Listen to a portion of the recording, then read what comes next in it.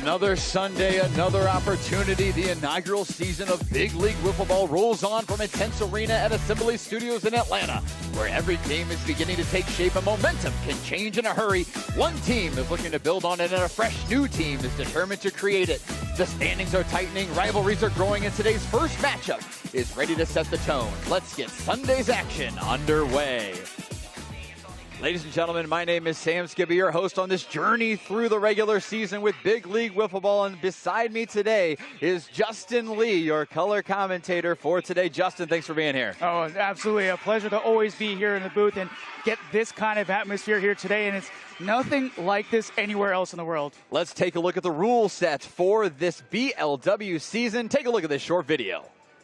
Let's talk the rules of wiffle ball. 3 innings, 2 fielders, and 1 pitcher. Batters use the official yellow bat, and pitchers throw the original wiffle ball clean, scuffed, or cut, as long as it's under 75 miles an hour. No plate umpire, pitchers throw to a physical strike zone 17 inches off the ground, measuring 23 by 28 inches. Any ball hit in play requires base running, and most standard baseball rules apply for recording outs. 6 runs max per inning, 7 players per roster, and 1 World Series all 10 teams are fighting for at the end of the summer. This is Big League Wiffle Ball. And Justin, we have an incredible slate of matchups today, including 3 brand new teams. This afternoon, you're going to see LA fighting for that 6-0. They're already 4-0, fighting for 2 more wins to close out their season against Arizona. Las Vegas making their debut against another debut team, Dallas. Then Arizona, Vegas, 2 new teams facing off. Then Dallas versus Boston. And then we'll be exclusively on ESPN Plus, where Dallas, LA, Arizona, Las Vegas, Arizona, Dallas, and then Las Vegas, Boston. Justin, so many great games today. So many great games, and when you look at this part of the matchup, and a lot of teams who are not here today are watching this as well, because think about it, we've already gone through 2 weeks, playoff implications are on the line, so anybody who's not here today are hoping some things might go their way, but some things may not go. There's a lot of wiffle ball here today, and we're all here for it. We are going to head down to the field to our PA announcer for the starting lineups for today's first matchup. BLW fans, let's meet the Los Angeles Naturals. At extra hitter, number 3, Finn Lee. At extra hitter, number 1, Jordan Robles. At right fielder, number 2, Preston Cole. At pitcher, number 13, Dallas Allen. At designated hitter, number 10, Brian Owens.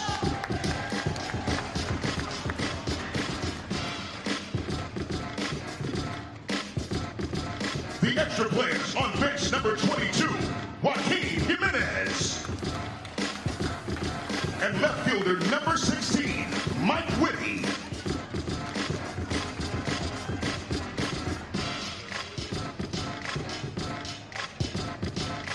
And now introducing the Arizona Saguaros. And extra hitter number 10, Nick Martinez. At pitcher number 34, Andrew Leday. At left fielder number 2, Paul Marshall. At extra hitter number 19, Jackson Richardson. At designated hitter number 1, Cooper Ruckle. And your extra hitters, at right fielder number 22, Will Marshall.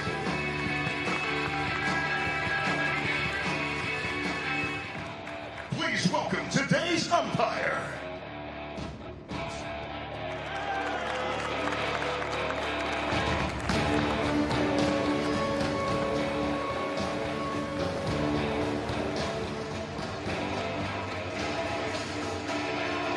As you said, Justin, there are so many playoff implications that are happening in week 3 of BLW.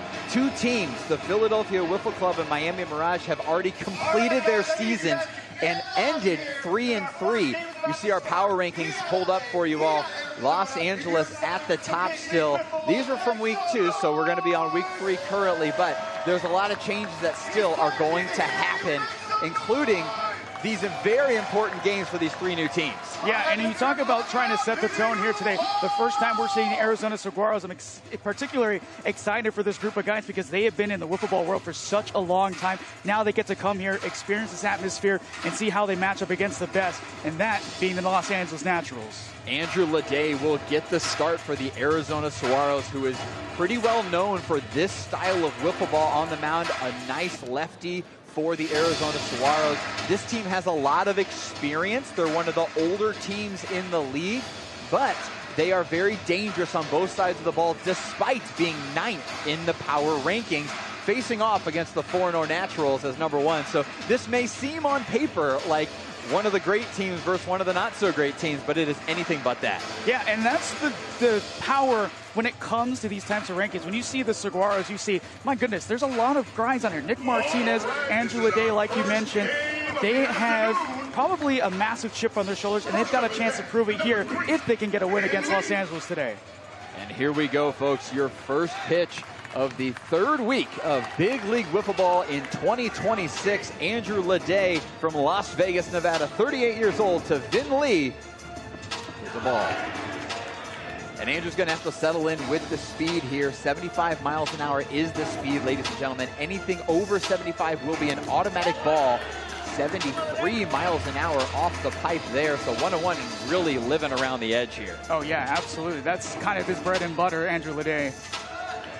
2 at 74, 1 at 73 so far. Vin Lee, very good table setter for this Los Angeles Naturals team. Big swing and a miss there. Fouls it off. You will see a second number pop up sometimes on the camera for the speed gun. That's on the swing, not on the pitch initially. We do have a speed gun monitor behind there that will be making sure it slows it down to 64. Got him for his first Big League Wiffle Ball strikeout of 2026. Hey, you talk about living on the edge, but how about living on the edge of speed? Andrew Ledet with that changeup slows the speed down, and Vin Lee is caught absolutely watching it like he's at the museum watching Mona Lisa. Absolutely, and it wasn't a good experience for him, and it comes right back for the same pitch at 74, 10 miles an hour. More miles per hour for Andrew Ledet. Jordan Robles having a fantastic season so far for the Naturals. 3 for 11 in all 3 of his hits. Home runs. Yeah, this is a guy who we know has that raw power, that silver slugger ability, and throughout much of this day today, if he gets more of those big hits, he certainly will be at the higher ups of that conversation. The Naturals have 4 2025 All-Stars to their team, including the first 3 hitters in their lineup. Vin Lee, Jordan Robles, and Preston Colm, all 2025 All-Stars. Sitting on the bench, Mike Whitty, who will be in left field for the team. He is also an All-Star, so this is a loaded roster of talent, but back-to-back strikeouts. Andrew Ledet making quick work. You gotta love a start when it comes to Andrew Ledet like that, especially against basically one of the 2 top hitters, if not some of the best hitters in this league. It's gonna be a tough one here against Preston Cole, but like you said, you've gotta start out strong, and the best way to do that is to strike out the top 3 hitters of this Naturals team. Absolutely, and Preston Cole, number 1 in batting average and OBP right now in the league. He has definitely turned it on and has just as many hits as walks. 5 hits and 5 walks in only 8 at-bats. So he has been playing very well for his team. 3 runs scored, 1 RBI for Preston Colm, the only player batting over 600 in the league. Well, that's why you put a guy in the 3rd spot of the lineup like that. You get a patient hitter, not only that, but a guy who can get on base too when you need him. 77 miles an hour there from Andrew Ledet. Dallas Allen waiting for a chance on the on-deck circle. And he gets the walk. So the first blemish for Andrew Ledet, you knew it was bound to happen eventually, but got through the first 2. Walk to Preston Colm, nothing hurt. Go right after Dallas Allen right here. Yeah, exactly. You go after Dallas Allen right here, the cleanup hitter for this team. Got to be able to knock these top hitters down. You know Colm was going to be patient there no matter what, so that's okay. Now you got to be careful of what you do here against Dallas. Strike 1 to Dallas Allen at 72. He's really got that almost like a cutter, it looks like. It's kind of like a rising cutter. It's not moving too much, but it is getting some up and down vertical movement. changes it up with a drop ball at 59, misses the zone by a lot. Yeah, trying to change the eye level a little bit, come back with a bit of a drop ball, but kind of let that one go just a tiny bit. Dallas Allen swings through that one. A little sound effect from the dude. 1 and 2 count here as Andrew Ledet would love to get out of this one, leaving the runner stranded at first. Same pitch, but Dallas doesn't bite. You see what he's trying to do, though, at least with the last couple of riders. Yes, they have been at the bottom of the zone, but he's trying to keep that tunneling there so he can come back with that comebacker. Wow, and slows it down again. A beautiful pitch sequence there from Andrew Ledet, and a somersault from Will Marshall coming over to his pitcher, congratulating him. 0-0, here is your score. Take a look at the replay of this. Oh my gosh, had a little bit of knuckle movement at the end, it almost looked like, but I don't think the knuckleball worked quite as much as he wanted to. Dallas Allen strikes out, and I tell you what, that was as good of a start as you could have for Andrew Ledet and the Arizona Saguaros. Yeah, absolutely, as good of a start. Now you have the ability to come in here, swing some bats against maybe some of the best pitching. It won't be easy against Dallas Allen, who is pitching for the Los Angeles Naturals, but you take off the board the top 4 hitters, now you got a chance. And this Saguaros team, when you look at their lineup, a lot of these guys are big-time hitters on this Saguaros team. Dallas Allen on the mound for the Naturals threw a no-hitter in his matchup. 0 ERA right now, 7 Ks, 3 walks in his first outing. You know he wants to continue that success and get this first win, because like we said, this team is 4-0. They get one more win, they basically can secure a bye in the playoffs. If they don't get this first one, though, it puts a lot of pressure on Game 2. Yeah, it certainly really does. And, you know, just as much as anybody, you know, when the Green Apples came out a couple weeks ago, they went, 4-0 in that second stretch of games, which was huge for them because not only did they set the tone for themselves, but they also, like you said, for the Naturals, have that chance to get that bye. So if anybody is looking at this game in particular, it's these guys right here. So for the Saguaros, they need to start off strong and do it against Allen, but it won't be easy, like you said. Nick Martinez, a fantastic hitter to start things off for the Arizona Saguaros. Nick Martinez, a new dad. Baby Easy is here today, born in March of this year. Hey, ditto. Oh, very nice. Yes, exciting indeed. Father's Day was last weekend. We had a bye over Father's Day, so I'm sure all the dads in BLW were celebrating Father's Day with their families. And Nick Martinez, 34 years old, from Boise, Idaho, but he grew up in New York. Construction project management, as we get some things taken care of with the radar gun. As you can see, is flashing the error message. An important piece of the field of play. We definitely need that radar gun going. Looks like Dallas is going to keep throwing. They're going to throw through it. Strike on a drop ball there. It didn't seem too fast, so I think that's okay. Yeah, drop balls are tended. It's been that pitch to the riser that has come in a little hot. So on those pitches, maybe Dallas Allen needs to take advantage of the no radar gun with the riser right now. Yeah, absolutely. This is the time to do it. A knuckleball misses behind him, 2-2. In the field with Dallas Allen, you see Preston Colm over at that first base right field position, talking to his pitcher, and then Mike Whitty over in the left field shortstop position. Another knuckleball hits him. That'll be full count. Yeah, it's a pretty strategic defensive side for the Naturals, especially when you have Whitty out there who can throw 100 miles per hour with that wiffle ball. He can throw that laser from third base, which has been so hard for a lot of these fielders. Strike on a 106 bat speed from Nick Martinez. Hits the pipe outside for Dallas Allen for strike 3 and out number 1. And now it'll be pitcher versus pitcher. Andrew Ledet making his way. Was a candidate, or maybe the winner, for Silver Slugger for the league last year in BLW. Had a fantastic season for the Arizona Saguaros, leading them to the number 2 seed in the playoffs, but ending number 3 overall in the league.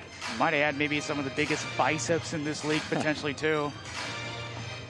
Andrew Ledet, 38, from Las Vegas, as we mentioned. He sells retro video games for a living and calls himself a Pokemon master. All things Pokemon, Pokemon Go, Pokemon trading cards, and so much more from Andrew Ledet. We'll have to ask him what his favorite Pokemon is next time we have him in the booth. I'd go with Charizard. Charizard, your favorite? Absolutely, any time of the day. My starter Pokemon was Squirtle, so okay. Eventually came to the Blastoise phase. Like that. Drop ball strikeout from Dallas Allen. 2 down for what you could argue. There's so many aces on this Naturals team. I was going to say they're everywhere. Ace, but I mean, everywhere you look, somebody else could pitch a fantastic gem for this Naturals team. Yeah, absolutely. Loaded with talent are the Naturals. 14 runs scored and only 4 runs allowed in their 4 games in opening week. Dallas Allen now pitching to Paul Marshall, number 2 Paul Marshall. Paul and Will are brothers, originally from Texas. Paul still living in Texas currently. Up third, and nice pitch from Dallas Allen right on the pipe. Let's see if Dallas can put this away early for the Naturals. This is high. Yeah, you see up and down this entire Naturals roster, Allen, even Mike Whitty can lay it up. Robles is perfect at this speed. Even Joaquin Jimenez, too, who's a rookie this year. Swing and a miss. Paul Marshall misses the drop ball. Dallas Allen gets out of it. 1, 2, 3. We'll be back for the second inning here. Naturals and Saguaros locked in a pitcher's duel. We'll see you back soon. This summer, 2 fan favorites are back. Honey, pepper, pimento, pineapple, dragon fruit. They're back, they're so packed. Yeah, they're bringing that flavor back. Honey, pepper, pimento. Yeah, that pimento. Pineapple, dragon fruit. Bringing that pineapple back. They're back, they're so packed. Yeah, they're bringing that flavor back. They're so packed. Honey, pepper, pimento. Which favorite will you choose?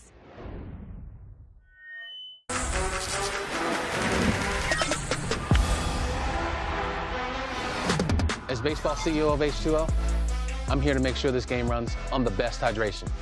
This is baseball's water. Show me Ice Mountain. Arrowhead. I see you, Deer Park. Poland Spring. Ozarka. Show me Zephyr Hills. From the springs to the field, because in baseball, there's hydration, and then there's our spring water.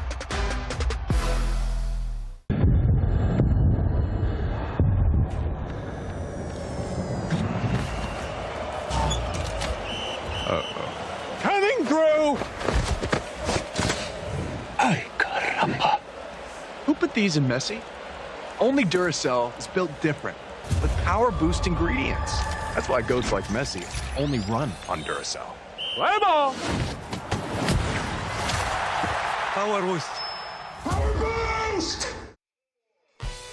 And we're back here at Intennse Arena, Assembly Studios, Atlanta, Georgia. 0-0 tie ball game as the Saguaros make their debut of the 2026 season with their ace Andrew Ledet on the mound.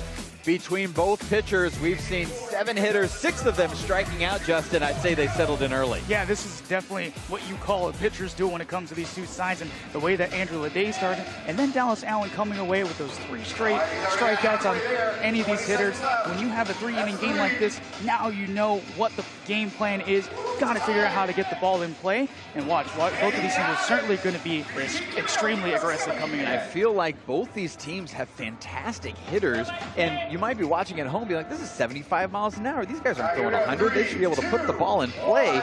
But from 45 feet, it comes in a lot quicker than you think. Yeah, it's so deceivious, especially at the slower speeds, because when you throw stuff like a slider, let's say, outside, or a changeup on the outside, you can lay that ball a little bit more on the outside corner and give it out here. But the thing is, you think that's going to be a ball all the way through. But as soon as that thing sweeps right back in, then you're thinking, what kind of voodoo magic am I looking at right now? And that's the beauty of the slower speed. Yes, when you come to the higher speeds, you can get a lot of those drop balls and a lot of those nice risers, but there's no curve like a slower pitch that you throw here at this type of speed. The repertoire of these pitchers is on display today. Andrew Ledet coming right back to it. 73 down the middle to Brian Owens here. Brian Owens was a free agent pickup for Los Angeles, played for the Atlanta Ballers last year as back-to-back pitches from Andrew Ledet, hitting the 10 of BLW in the strike zone. Brian Owens from Covington, Pennsylvania, a former nuclear electrician's mate in the U.S. Navy.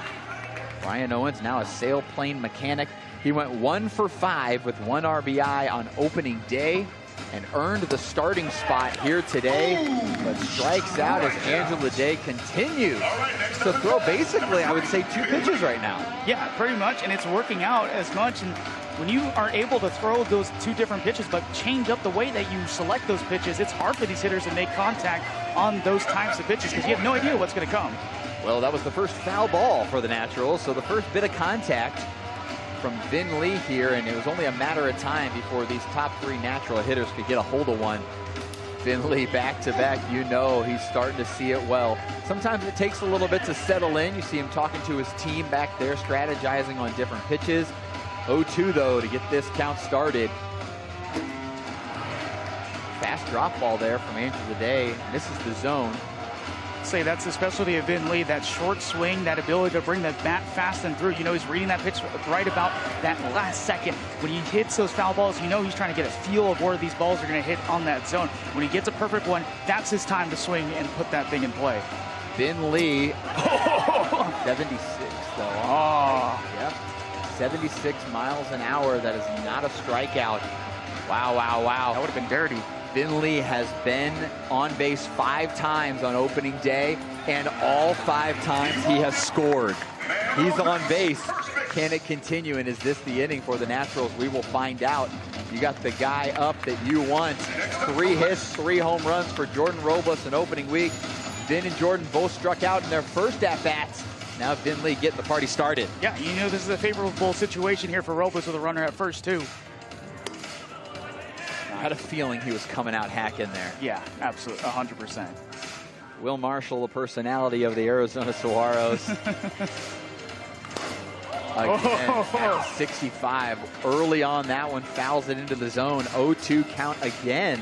Started Vin Lee 0-2, now starting Jordan Robles 0-2. Can he protect as well as Vin did?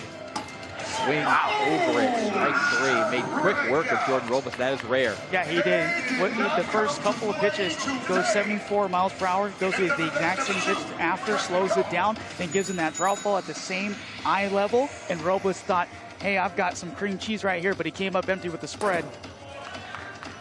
Down the middle for Preston Colm. Preston Colm continuing to add to his OBP with a walk last inning. I love Ledet's aggressiveness here, still going after these top hitters. 76 though, that'll be a ball. 1-1. Preston Colm could not pull the trigger, and he even turns to his teammates saying, I kind of thought that looked a little fast. A little too much cheddar. Another nice pitch from Andrew Ledet. 1-2 count here. Pitch from Andrew Ledet to Preston Colm. Wow. Looping curveball that we haven't seen so far. Pulled that out of the bag. Yep, now he's starting to go through that arsenal a little bit. Preston doing what he has done all season long. Already 6 walks on the season and working his way back here. And does. Unbelievable at bat between Vin Lee and Preston Colm.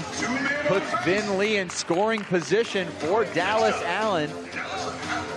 So patient is Colm, is what he does. Once he gets to that second strike of the count, then he knows he's got to shorten up that swing a little bit, read these pitches, and reads the last couple, lets him fly, and now he's on base. Dallas Allen has been one of the better two-way players in BLW this year, hitting 400 for his squad with 3 RBIs, and another chance right now to add to his RBI total. 2 big swings on that one, and it looks like they're calling a ball on it. 1-1 count.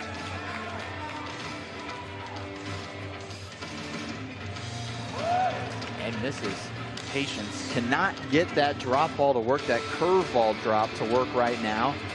Andrew Ledet was well known for being a great lefty pitcher in the league in the past. And here we go, first ball in play, action, and will not. A nice play there. Smart. Safe for sure as he cannot go. He cannot go. He must go back. He's got to go back, everybody.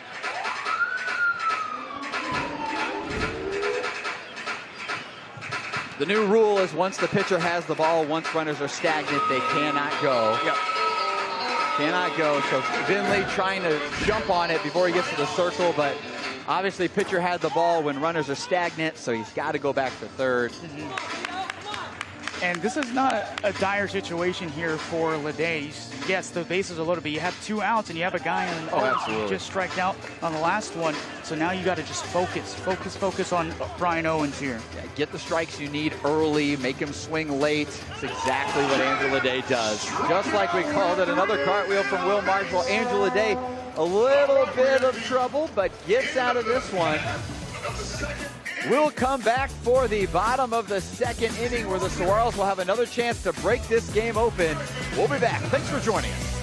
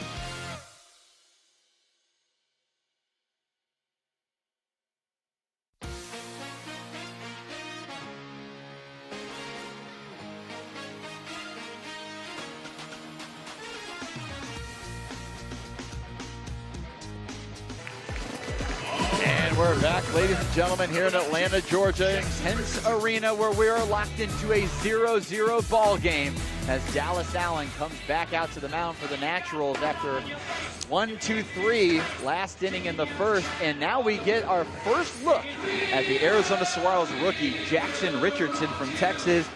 What do you have to say about Jackson, Dustin? He's such a clean and patient hitter. He's a guy who just loves to have fun when it comes to wiffle ball. And he knew this was a perfect fit for him, too. A lot of these guys, like you said, from Texas, different parts of the country as well. But this is a perfect place for him to kind of thrive in this league. Jackson Richardson was the surprise of the draft for Arizona. I think a lot of people thought somebody else was going ahead of him, but Jackson earning his spot and wants to earn it here as the 4-hitter. But a beautiful pitch from Dallas Allen hitting the top is not how he wanted to start off. No, definitely not. But you knew Dallas Allen wasn't going to go and give him any mercy on those pitches. Boy, he did not give him mercy. He threw him inside, very top pipe. Nobody can hit a ball like that, even with some of the best. That's the toughest parts to hit those balls. Dallas Allen pitching very well, 4 up, 4 down on strikeouts only. Cooper Ruckle, another rookie for the Arizona, not rookie, returning member, Cooper Ruckle. Cooper Ruckle actually only played in 1 tournament for Arizona in the fast pitch circuit last year, and now is back in action here for the first week for the Arizona Saguaros. He's a pitcher that is well known for pitching in the upper 90s, low 100s for any of the fast pitch teams he plays for. So in that fast pitch circuit, he is definitely needed for Arizona. It's going to be exciting to see how he transitions now to the 75-mile-an-hour medium style. Yeah, it's a lot of the same questions when you talk about some of the guys who threw out those high speeds. Can they adjust to this speed? He's one of them for sure. Mick Whitty's in that conversation, and even Jason's in that conversation. Drop ball from Dallas Allen, and a beauty at that one. Preston Cole, Mike Whitty out there in the field behind Dallas Allen. You know they would love to get this strikeout. Here we go. Big pitch to Cooper Ruckle. Swing and a miss. Same pitch back to back. Gets the strikeout. Dallas is pumped. His team is pumped. Look at this replay on this drop ball. This is going to go in the BLW vault. Look at that one. A little screwing action coming back at the hitter, top of the zone. Perfect placement for Dallas Allen. Now Nick Martinez back up. Ball 1 as the Saguaros look for their first base runner. And Jimmy Christmas is the best way to describe these pitches from Dallas Allen. Just missing on that drop ball. 2-0 now as Nick Martinez tries to be patient. Nick has had some big moments for the Arizona Saguaros. Swings at that one 2-0. I think he was thinking he was going to get a pitch down the middle, being up 2-0. Yeah. Dallas Allen wanting to keep his streak alive here with strikeouts. Nice pitch there as the slider slows it down. 2-2. So tough when you face off against a guy like Dallas Allen because he mixes up so well, hit the strike zone, but also throws a lot of those pitches that come down the middle but end up outside of the zone. Payoff pitch from him hits him. This will be full count, 2 outs. Dallas Allen, 5 strikeouts in a row. Arizona Saguaros looking for their first base runner of 2026. Will it be their leadoff man, Nick Martinez, D3 baseball utility player? He brings that experienced bat, he brings the good vibes, and he also brings the first base runner. Walk for the Arizona Saguaros. The new dad, Nick Martinez, on first base for Arizona. And this is the guy you want up right now. Andrew Leday can swing the stick. He wants to be the very best like no one ever was. 100%. And he's pitching like it too, just like in that bases loaded situation. He got out of it. Now he's got a chance to put his team on top. Tough when it's a 65-mile-an-hour drop ball to start it off, though. Nice pitch from Dallas Allen. Here we go. Second pitch to Leday. Floats that knuckleball straight over and out. Oh, he was trying to go with the classic Dallas Allen banana ball there. Nick Martinez, you can see him foot on the base, cannot leave until contact with the ball. No leadoffs, no stealing, nothing like that in BLW wiffle ball. See, he's getting in that softball stance. That's right, he's getting ready to run. 42 feet away are the bases and a big swing. So there, not allowed to leave. Nope. He was really prepping himself there, but got to have contact to leave the base. 42 feet is not a long distance, so got to give the fielders something to look at. Oh my goodness, 80 miles an hour on just a dart from Dallas Allen. It's a Dallas Allen missile if I've ever seen one. My goodness. look at the exchange there from Leday and Allen. You knew he said, my bad, I threw that a little too much. I think we all knew that had a little too much mustard on it. Let's see if we can put a little less on it here and get out of this inning for the Naturals. Hit from Dallas Allen, big pitch, swing, but right to the hands of Mike Whitty. Easy play for him, soft contact. And that'll do it here. 2 innings in the books, and we are still knotted up at 0. Couple base runners here and there, but still a lot more wiffle ball to go in this great game. We'll see you back soon.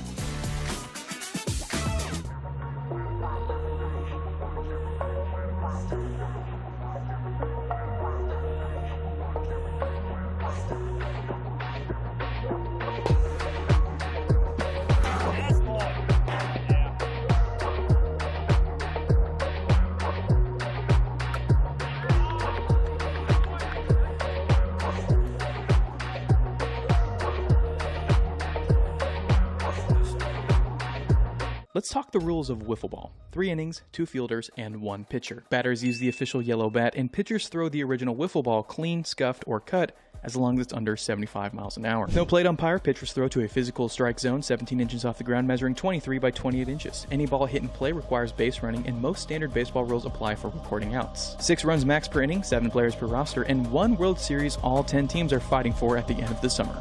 This is Big League Wiffle Ball. Where would I be without ICF? I don't know who I would have talked to.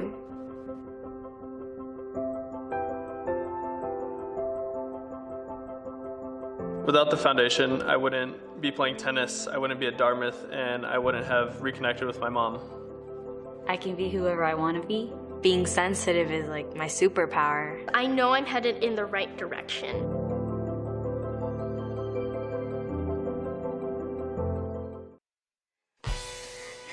And we're back here in Atlanta, Georgia.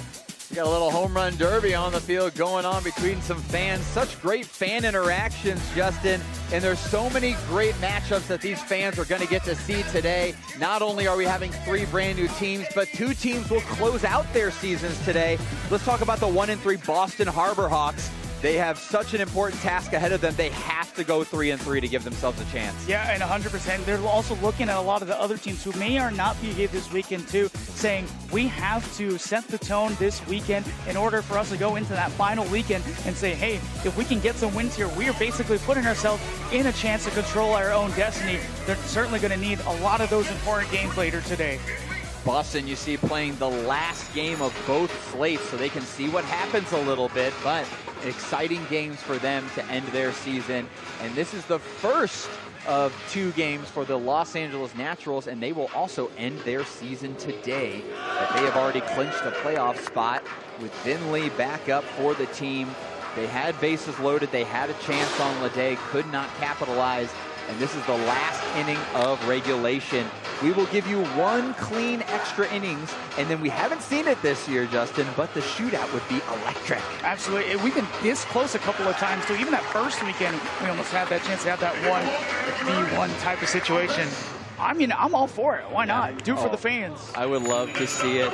We can explain more about it if we get closer into extras, but a leadoff walk for Vinley is exactly where the Naturals want to be. Jordan Robles now up to the plate, and that is 5 straight balls from Andrew Leday. It's only 3 innings. You got to believe, you know, you can't be that tired, but the atmosphere here, the eyes on you, the lights, the sounds, sometimes it can get to somebody. Yeah, and that's what makes it so different when you come into this environment. There's nothing like this anywhere in the world, anywhere in the country. It's very different for a lot of these players trying this for the first time. You go to national tournaments, or some of these players playing other wiffle ball tournaments across the country, there are no fans. You know, it's the players are watching you, and that's it. The other players on other teams, there really is no fans in wiffle ball. This is an experience unlike any other that these players have not seen. Andrew Leday's got to lock in. He's got to pretend like nobody's around him. It's just him and the board. That too, and also this is a chance for them to establish a fan base for their team like the Arizona Saguaros. Absolutely, the fan base has come alive. You know, they have favorite teams. Last week, the Apples going 4-0 with all the theatrics. All their hats sold out. The fans sold out of the hats. They were trading out shirts to have New York Green Apple hats and shirts. I feel like anything can happen, and these teams have a chance to establish themselves with this new fan base.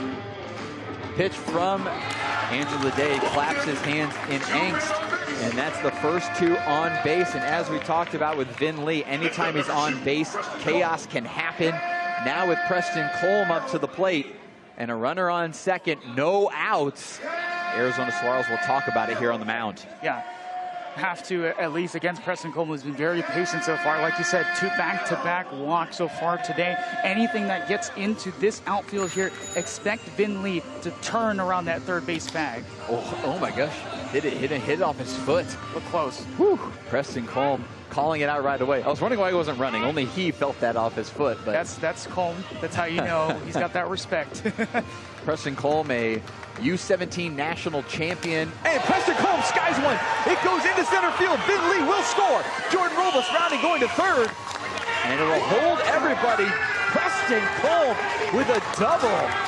Nice hit from Preston Colm. RBI double for the young kid, 18 years old, just graduated high school. Here's the replay. Smoked it to center, Justin. Oh, he absolutely smoked that ball, and that comes with that patience. He saw so many of those pitches through the last 2 innings, finally gets a perfect one that he wanted, and that right there to the outfield. Like we said, Vin Lee going all the way around, but also a good job from the Saguaros to bring that ball in and not allow Robles to get around. So still close, 1-0 lead. No outs still. Second and third now, just 42 and 84 feet away. Dallas Allen can try to break this game open with 1 swing of the bat. You get the ball in play, anything can happen in this style. We've seen it with game-winning ground balls. We've seen it with game-winning in the gap. We've seen these happen. Just get the ball in play and chaos will ensue. Yeah, we've seen the Jimmy Cole dolphin dive. That may be one of the bigger moments we've seen so far. Absolutely. I feel like there are so many times when this arena, here it comes right here, and misses the peg, but that's still alive. Andrew Leday elects to go for the peg. It really was his only play. He's not going to get the out at first. Will wasn't there. He was covering at second. So here's your replay. You have to go home on that one, and if you can make a great play here, it brings the momentum back to you, but almost threw a screwball from the left side and missed it in front of Jordan Robles. 2-0 Naturals. And one of the tougher things to do, too, is be able to peg those guys. Yes, he was pretty close enough, but that is what you do when you get into a situation with runners in scoring position. Force the ball in play, force a defense to have to make a play. This indoor arena shows the chaos. Dallas Allen, a soft ground ball to the pitcher, turns into an RBI double, basically, with him being on second, and Joaquin Jimenez filling in as courtesy runner for the pitcher. Yep. That's typically what he's done so far. He's got plenty of speed at that second base bag, too, but give Dallas Allen a little bit of rest, too, so he can load up and get ready to close this game out. There's still no outs. Dallas Allen could very well hit again this inning. Oh, yeah, 100%. Ryan Owens now up, would love to do some damage for his team. Got caught in that bases loaded situation, could not capitalize, but now with Angel Lede somewhat unraveling like a ball of yarn here, needs to reel it in for his team, or we're going to find ourselves in a situation where they might have to make a change. That's what I was thinking too. They potentially might have to start thinking about whether they change a guy here or not, especially if one more of these runners gets across, because yes, it's a 2-0 lead, but you want to keep it within striking distance at least against a guy like Dallas Allen. So you got to keep it close. So if something doesn't happen here, then they're going to have to switch ideals here. So I think a big thing here is potentially for them to maybe have a pitcher's visit here and talk about this situation, because it's been Lee. He is known for putting balls in play, even if it's a short one too. Walk from Brian Owens will load the bases right down the middle as Angel Lede. It seems like the Naturals have started jumping on his strike pitch. You see that cutting riser that Angel Lede's been throwing from the left side, and that's been his strike pitch, so they're jumping all over it. And Finley does just that! Skies one high! It's a double. Looks like a double. Wow. Hit off of the netting and went to the side. That'll be a double.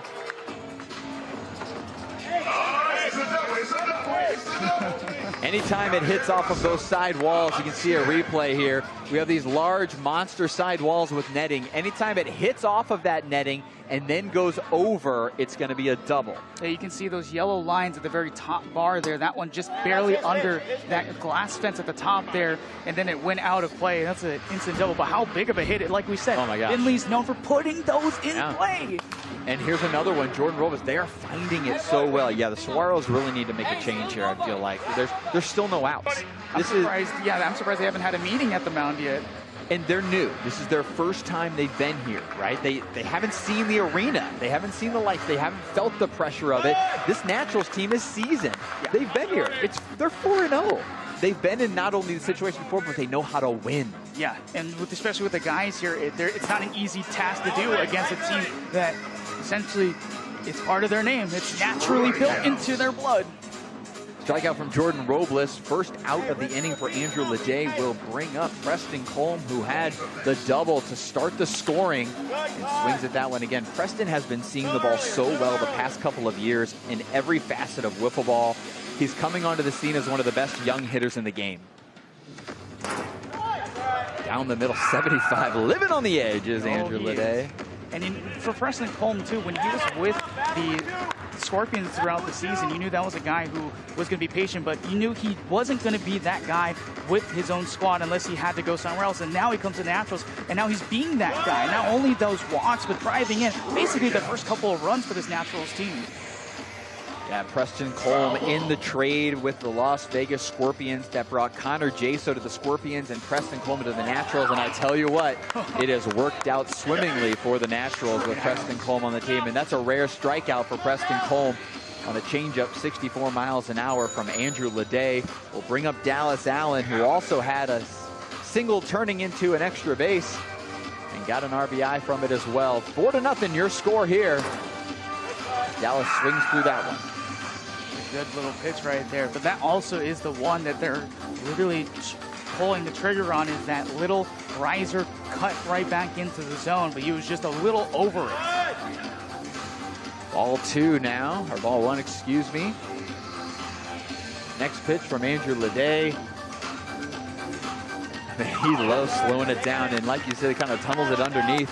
It's a nice pitch from Angel Lede, a beautiful changeup. And that was what kind of was working for him throughout the first two innings. We thought it looked like he kind of abandoned it in this inning here, but now he's starting to go back to it, and you see how it works for him. That change of speed is really throwing off the Naturals here. I think sometimes pitchers think they have to get ahead with their strike pitch. You know, get ahead with your 74, 75 miles an hour and keep going. But you're right. What helped him in those first 2 innings was that change of speed. And we've seen so much success from guys like Brody Livingston, Kyle Von Sausagen, all these pitchers that have had such great success in the past couple of weeks by changing speeds. Nice pitch, and finally the bleeding stops. Andrew Ledet puts a tourniquet on the inning. We're going to stay right here for Wiffle Ball action. We thank you for joining us on FUBU, your regional networks, or on YouTube. We thank you for joining us for BLW Week 3 of the regular season. Let's take a look at some of these great strikeouts we've seen so far today, Justin, from both these pitchers that are going toe-to-toe. Andrew Ledet started off with this just going at it with that 74-mile-an-hour riser and then leading into the changeup. And then what about Dallas Allen? Oh, Dallas Allen is just that guy. And when it comes to the pitching, you talk about the amount of strikeouts that he's had, not a lot of hits given up to an Arizona team who's looking at this for the first time, like we talked about, in this environment. But Dallas Allen has been so good, and he's about to try to close it here. But how about Ledet? Still give him a little bit of credit. Yes, he gave up 4 runs, but he was solid through the first couple of innings. Yeah. Then he started the log back in, and you saw that throughout that package, you saw that change of speed was working with him the most. That's the recipe for him to remember for next time, is to use that change of speed to throw out these hitters, because the difference between fast pitch and slow pitch is the fact that, yes, fast pitch, you can throw those as hard as you want, but when it comes to slow pitch, you want to use that change of speed to throw out these hitters. Absolutely, and 75 miles an hour from 45 feet sometimes looks like it's coming in at 90. Yeah. Andrew Ledet, 7 strikeouts on the day, and the only way this will continue is if Arizona can score 4 against a Dallas Allen who has been throwing very well for the Naturals as they look to close out their 5th straight win of the season. And they've seen him a couple of times too now, so they know where the ball is going to be essentially placed. So a couple of times for the rotation, once you get to that 3rd time in the rotation, right, then that's your cue to say, all right, let's kind of picture these balls where they're going to end up and take some swings at the right moments. Nice swing from Paul Marshall, 2-1 count here. He would love to get his team started. Nick Martinez, the only base runner so far for the Saguaros. A beautiful pitch right there, a little changing screw from Dallas Allen, a finger ball probably. Pitch from Dallas Allen. Ooh, did he go? No, did not, says the umpire. A nice pitch there by Dallas Allen. Good hole too, though. Let's see if he can get on base for, oh, and a nice pitch from Dallas. Beautiful spot. Paul Marshall just behind it. I think he wanted to get on base and set the table for his team. Now brings up the rookie, Jackson Richardson, for the Arizona Saguaros. He's cutting up these cacti like it's left and right. What a day for Dallas Allen so far. Absolutely. and then pulls that one out, finally hitting that one. Bottom of the zone, Dallas Allen with a nasty pitch on Jackson Richardson to get things started. Lord have mercy on the rookie. Outside for that one, 1-1 count for Jackson Richardson from Texas, facing off against Dallas Allen. Both of these rookies joined the league this year. Dallas Allen, no-hitter in his last pitching outing. Could he do another shutout right here? Or did we just broadcast jinx it? Who knows? We're about to find out. But this is a good time here for your rookie in Richardson. You've seen some really nasty stuff from Dallas Allen. I want to see that arsenal, but I'd really love to see him at least get on base here to kickstart something here for the Saguaros. Outside again for Dallas Allen, 2-2 count here to Jackson Richardson.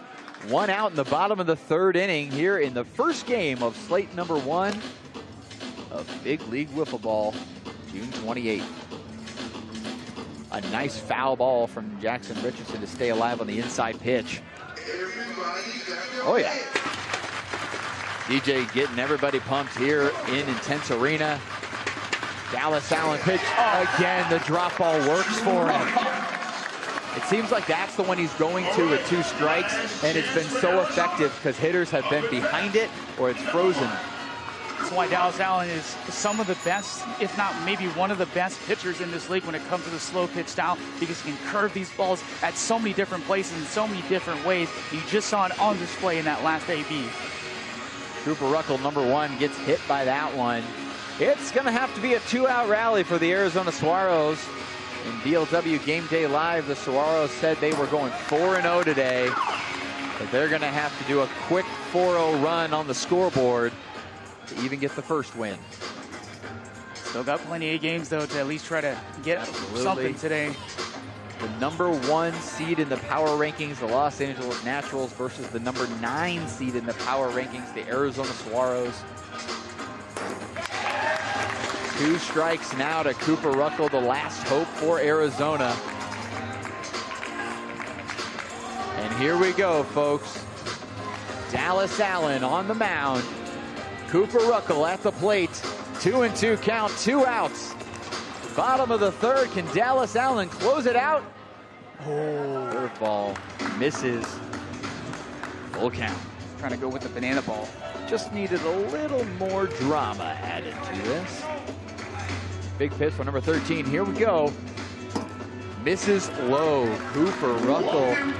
1 batter at a time. That's all you got to be thinking, right? You got to get to the next guy. Now you got your big hitters up. Backs to the wall. Get 1 guy on base. 2-out rally. Always starts with a guy like Coop, and now you got Martinez. It's the only other base runner for the Saguaros team. A nice rip from Nick Martinez, foul.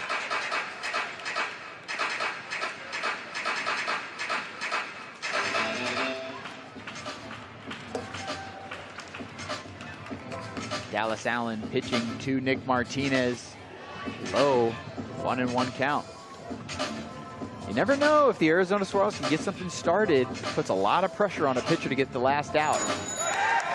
What do they say, Justin? The hardest out's always the last one, right? Yeah, always. That's why it's hard to do a no-hitter in Major League Baseball, because it's always hard to get once you get to those later innings. Dallas Allen pitches outside. His teammates are over there just chomping at the bit to start to celebrate. See them in the background here, the video now. Jordan Vinn ready to go. Here's the pitch. Fouls, no, hits him, did not swing. You gotta love the drama when it Another full count. Yeah, absolutely. Watch the drama with the Naturals there. It looks like when they line up for the final field goal for the game winner, they'll get their hands on their knees and everything, watching these pitches fly by at each moment. They're gonna watch closely this one come by from Allen here. They know that a 1 or 2 seed is on the line. Pitch from Dallas Allen. Swing and a miss. It was over. And a nice shutout from Dallas Allen. 2 shutouts on the season for number 13. Is he the ace? Who knows? Because honestly, they're all aces at this point for the Naturals. We're going to, they're handshaking. Let's look at the replay on this one. A nice pitch just over the zone on the screwball from Dallas Allen. Crossing fingers is Jordan Robles, and sure enough, it worked. Just missing that is Nick Martinez. The Arizona Saguaros go to 0-1, and the Naturals 5-0 as they basically clinch a 1 or 2 seed. It's not quite official. Let's head down to the field where we will have our interview with player of the game, Dallas Allen. I'm here with our MVP of the game, the pitcher, all zeros on the board, Dallas Allen. Congratulations on the win. How does it feel? You're starting off today smoking all zeros on the board. I mean, the goal today was to come in and go 2-0, so we're off to a good start, and now we're focused on the Pandas later in the day. So for the entire year, you have not allowed an earned run. Do you feel any pressure at all, or are you just, this is what you do? I'm just trying to have fun, man. If you put too much pressure on yourself, then it's not going to be fun, and you're going to mess up. So I just try to have fun out here. I trust my guys out here, and I just like to have fun. That's all I got to say. So as you're waiting for your next game, what are you thinking about when you're hanging out and watching some of the other people play? You know, there's different things. We're just hanging out with the guys sometimes, but also scouting other teams, seeing what pitches they're throwing, and trying to set up ourselves to the playoffs. That's awesome. What do you have to say for these fans who just watched you put on a clinic here on the mound? Hey, thank you guys all for coming out. We truly appreciate it. I hope you guys come back out later for our future events, and this is only getting bigger. BLW to the moon, baby. All right, well, good luck later on today. Give it up for your MVP, Dallas Allen, for game number 1. All right, we got some more excitement going on. And that's a strong start to another Sunday in Big League Wiffle Ball. The Naturals earned an important victory, but there's no time to celebrate for long. Another matchup is moments away, and with every game carrying more weight, every inning matters. The afternoon slate rolls on from Atlanta. We'll see you back soon.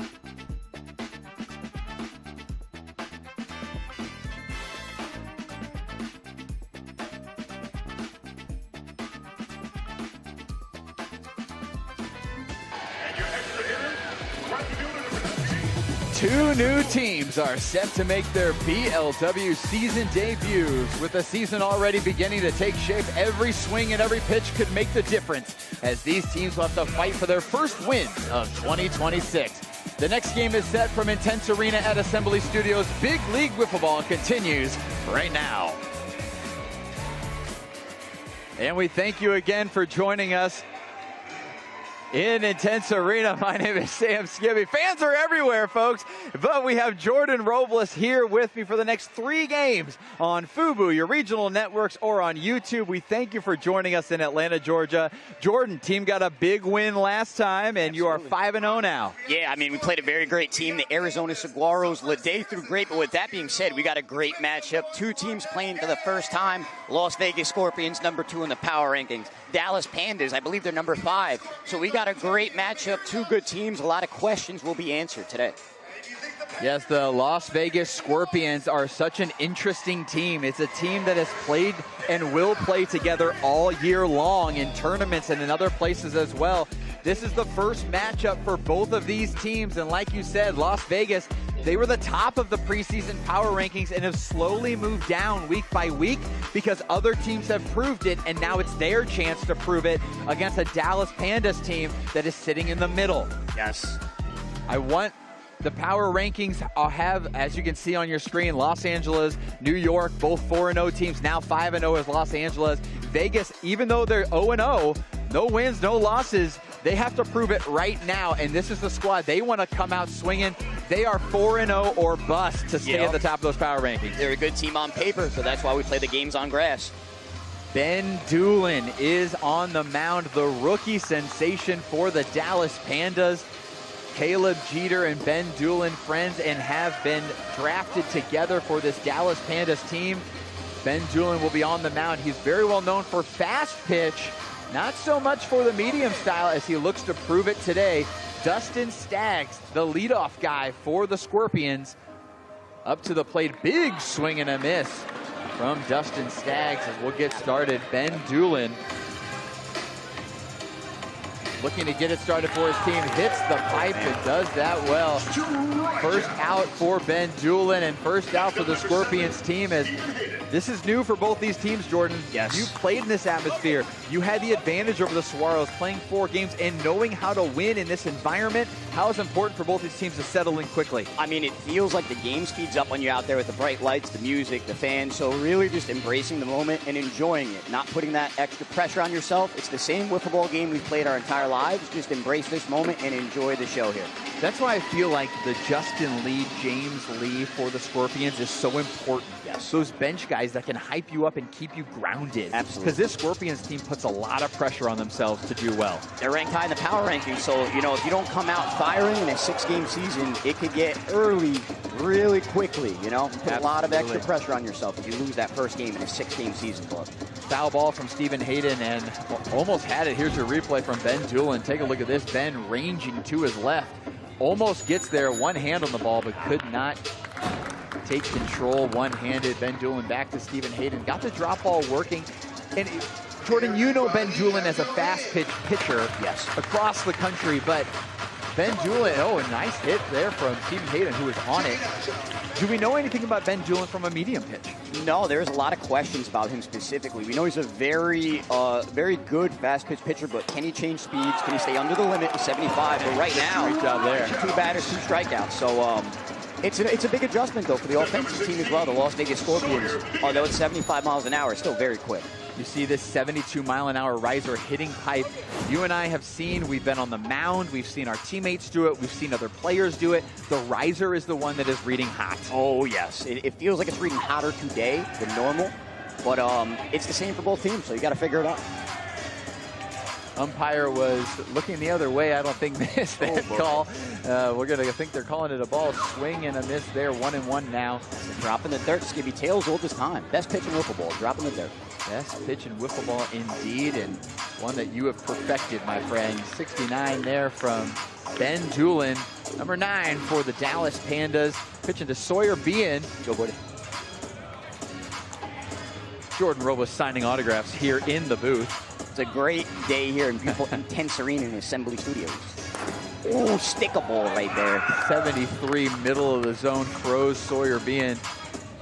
The only action so far Sawyer Bean has seen was the preseason game that he played BLW, where they played against your teammates. Oh, Sawyer Bean! It's Sawyer Bean! Bomb! Sawyer Bean with a big league blast to get it started for the Scorpions. Unbelievable for number 16. That's just what the doctor ordered. If you're a Las Vegas Scorpions fan, that's just what you want to see. An early lead that's going to calm everybody down now. We were just talking about that preseason game where Sawyer Bean put on a show. 6 home runs in the exhibition preseason game and puts his first one in his first at-bat. Yeah, I was going to say first at-bat, 1 home run. You love to see that. Unbelievable start. And this was his teammate in that exhibition game. Jackson Pearson tried to get in last night, but flights were delayed and canceled and had to fly in this morning. Let's see if jet lag is not a thing for the young man. One of the many struggles that goes on behind the scenes here in the game of wiffle ball. Jackson Pearson, 21 years old, from Michigan. Works in basement waterproofing. But now pro wiffle baller and a walk for the Scorpions to put the pressure continuing. This Scorpions lineup is deep. 2 outs here, and it's just hitter after hitter, 5-man lineup, but every guy can swing it well. Everybody's got a great eye, great plate discipline, so this is a rough lineup to navigate. Let's talk about this storyline. Up to the plate, Connor Jaso, your teammate. Last year, Connor swings first pitch. Puts it in play, what you like to see. Connor Jaso, first pitch of his season, swings through it, puts it in play. Yes, that's where the chaos could ensue. let's talk about that trade that happened between the Naturals and the Scorpions. And I feel like it's worked out for both teams. Absolutely. You guys have relied upon Preston Cole's bat in the 3-hole. He's leading the league in average, leading the league in OBP. Connor Jaso is going to be a huge piece for this team moving forward, not just at the plate, but on the mound in the fast pitch style when we go to that circuit later on. Oh, yeah. I mean, they're a team that plays together all year round, so it just made sense. Preston Cone, Vinley, and myself, we team all year, so both teams ended up winning this trade. It just worked out for everybody involved. And I tell you what, right now it looks like on paper, at least, not even on paper, but statistically, Preston Coleman, you all won this trade. You're 5-0. Preston's been an elite hitter for you all, and he added the 4th 2025 All-Star on one roster for you guys. So the roster is working, the trade is working, and that first pitch swing from Connor looked great. If he hits in the 5-hole for the Scorpions team and put balls in play, that's exactly what they want and need. 1 through 5, just very effective bats in the Scorpions lineup. They're a team you're going to have to out-hit them. You know they're going to put up runs against you. You got to match them. You got to outslug them if you're going to look to beat them. But I mean, with that said, Pandas stepping in the box for the first time. So Ben Dool and Caleb Jeter, they can swing it, man. Caleb Jeter, a recently married man as well. Right. We have a 1-0 ball game, and we are ready to go here back in Atlanta. Sawyer Bean on the mound, and first pitch swinging is Ben Doolin. And such a risky play there. Out. Rather than flipping the ball to first base for the sure out, trying to peg the guy or tag the guy, it's a very risky play, and that could hurt him later on. He was very close on the peg. Scorpions in the field, they have a great fielding presence. Dustin Staggs, one of the best fielders in the country over in that left field shortstop position, will lead this team in left field the entire time. Sawyer Bean, talk about his pitch sequence, Jordan. There's a lot of them. Oh, yeah. I mean, he's got one of the best super drops in the nation there. He's got it on a string. And with the big league wiffle ball ability to knife the ball the way you want, he's really going to have that super drop on a string today. Caleb Jeter, the married man, swings one, hits it foul. Caleb Jeter, also another one of those guys that throws high 90s, low 100s in the fast pitch circuit. Caleb Jeter from the left side, and now hitting the number 2 spot for the Pandas. The Pandas really put their rookies back to back as a nice pitch from Sawyer Bean. It almost looked like a changeup, but it came in at 72. Oh, yeah. And when people play medium pitch, they think that you're not going to see the change of speed. When you get to the higher level pitchers, they can change speeds, different types of pitches, arm angles, man. It can really, really be effective. 2 quick outs for Sawyer Bean, brings up Carson Rose. Oh, that was nasty super drop there, inside pipe there. That's a tough way to start the at-bat. That is something that these Pandas hitters and the league are going to have to get used to, that super drop that nobody really else has. But a nice hit from Carson Rose. Sawyer Bean cannot handle it. And the first hit for the Pandas goes to Carson Rose. A nice piece of hitting, hit it hard to Sawyer Bean. Sawyer couldn't handle it. Still made a play on it, and if Hayden would have caught that with one hand, it could have been an out. Putting the ball in play is so paramount in this format. And another one. Here he goes, trying for the tag and gets it. Nice play and a nice inning from Sawyer Bean. That made quick work with all those hits. A lot of first pitch swinging here in the first inning. When we come back, we will have second inning action at Intennse Arena in Atlanta, Georgia. 1-0 your score, Las Vegas, Dallas.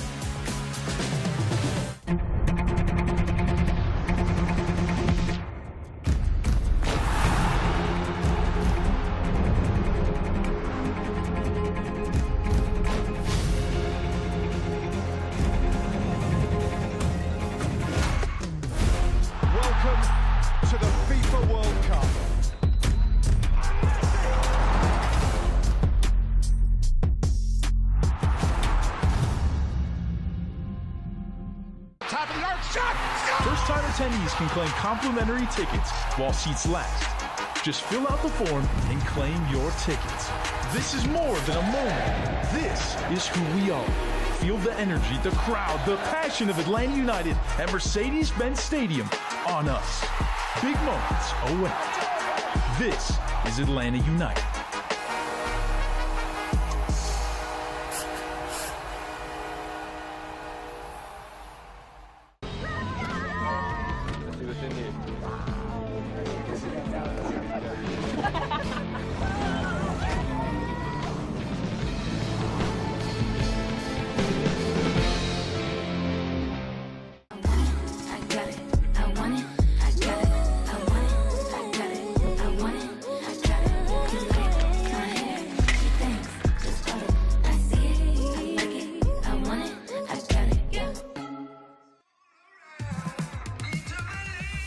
We're back, ladies and gentlemen. Let's take a look back at the history of BLW as they started with a yard league.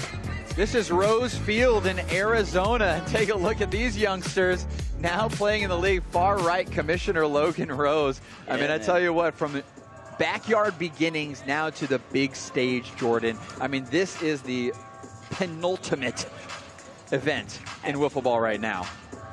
It gets no bigger than big league wiffle ball, biggest venues, biggest players, man. This is what you love if you're involved in the game of wiffle ball.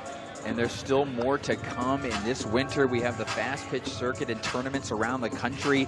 And if you're interested in joining big league wiffle ball, you're going to be having to play in one of those fast pitch circuits on a team, kind of prove your worth and play in that. And then you might be one of these next big names here in Atlanta. Come play wiffle ball, have a great time, and maybe earn yourself a contract.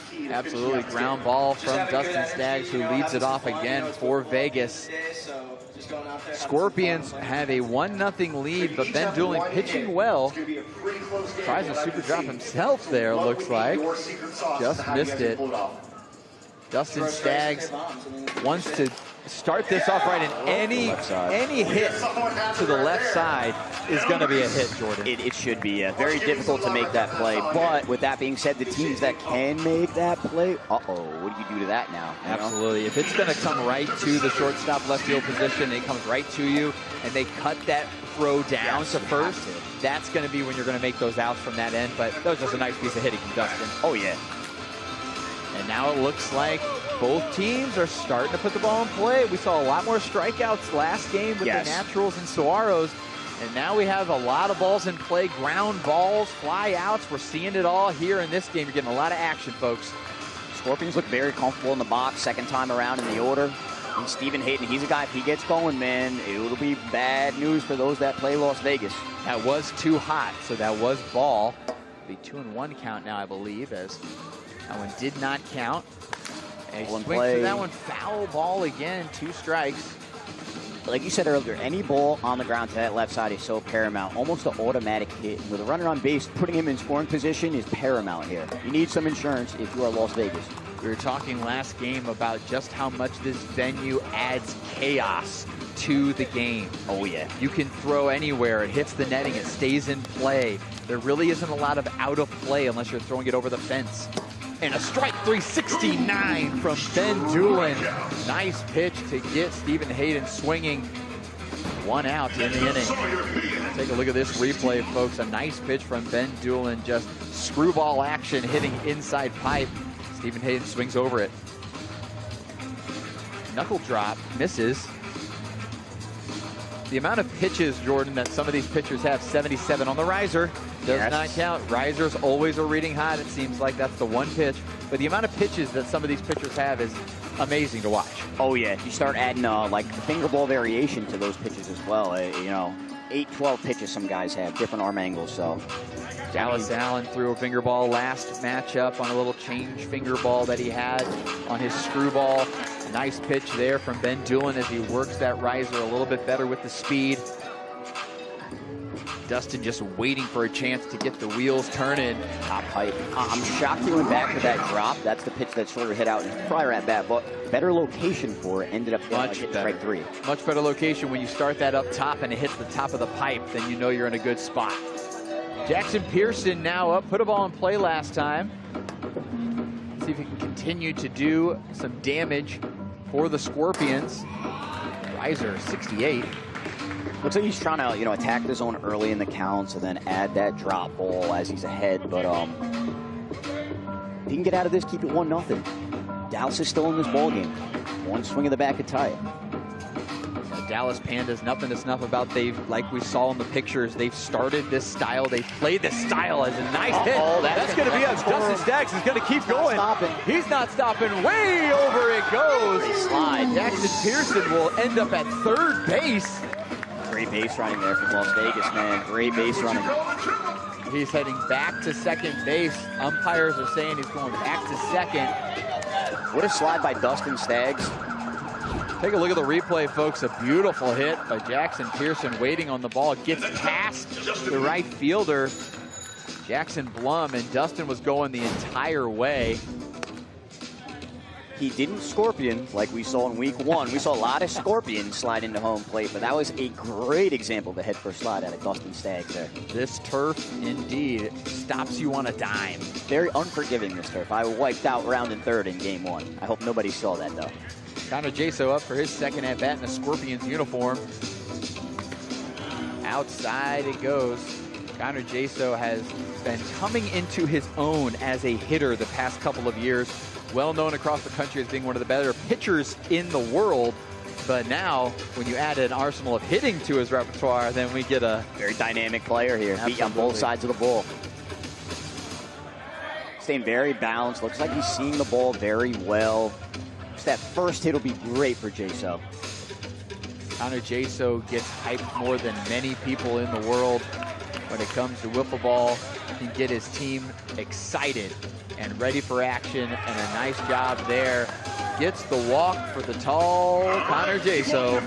First and second for the Las Vegas Scorpions, and look who's back up, Dustin Staggs. Let's add some electricity to this building. Yeah, man, a lot of balls in play. You gotta love this if you're a Las Vegas fan. Las Vegas, #1 in the power rankings preseason. After the Naturals went 4-0, they went down to #2. The New York Apples went 4-0, they went down to #3. You know they like to prove right back that they deserve to have that #1 spot. And if they continue this hitting barrage, putting the pressure on all these teams, they'll definitely get there. Another one again. Great play by Ben. Dart by Ben Doolan. There's no first baseman. Staggs, very fast base runner, so it was either I hit that or another run's going to score. And that'll do it for the top of the second inning. We'll be back for bottom of the second inning where Dallas will get a chance to tie this game 2-0. Scorpions in the lead.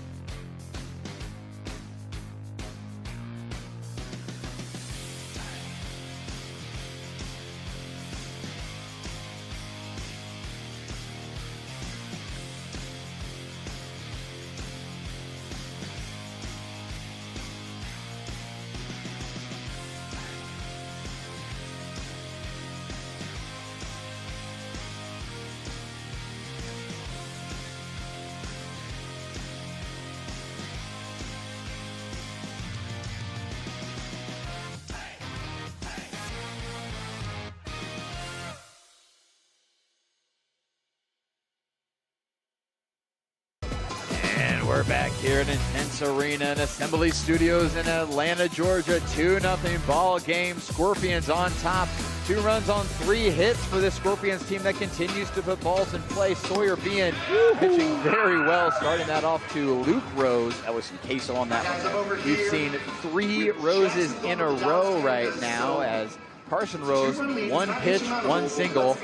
Logan Rose, 1 pitch, 1 ground out. Now Luke Rose seeing the same amount of pitches in 1 at-bat here. You know, see if we can put some balls in play and good things will happen. So, I mean, definitely went on that one. That's a pitch these guys have not seen yet. Sawyer's super drop, truly. He's the only guy that throws it that violently. It's definitely an adjustment for these guys when they've never seen it before. Luke Rose, 20 years old from Phoenix, Arizona. The assistant commissioner of BLW. What are your words? Here in action in the 5-hole for the Dallas Pandas as the 3 roses in a row. Full count here, 3-2. That pitch was a hot little super drop at 76. See if Rose can get on. Swing and a miss, 74 in the bottom corner from Sawyer Bean. 3 roses and now a couple thorns. Ben Doolan up. Can they be a thorn in the side of the Scorpions and add to it here? Shout out Brett Michaels, great guy. Ben Doolin, swing and a miss. Adjusting to that yellow bat is definitely something that Ben Doolin and Caleb Jeter are still going to be working through throughout this day. The craziest part about Ben Doolin and Caleb Jeter is Caleb Jeter last year was his first year of wiffle ball ever. Yeah, pretty good too. Ben Doolin entering his third year of wiffle ball ever. And now they're on the biggest stage, hitting 1 and 2 on the Dallas Pandas team owned by Dude Perfect. Life comes at you fast here. Nice pitch, but just missing inside here as Ben Doolin looking to get on. Pitch from Sawyer being a ground ball. Never know with this turf. Foul.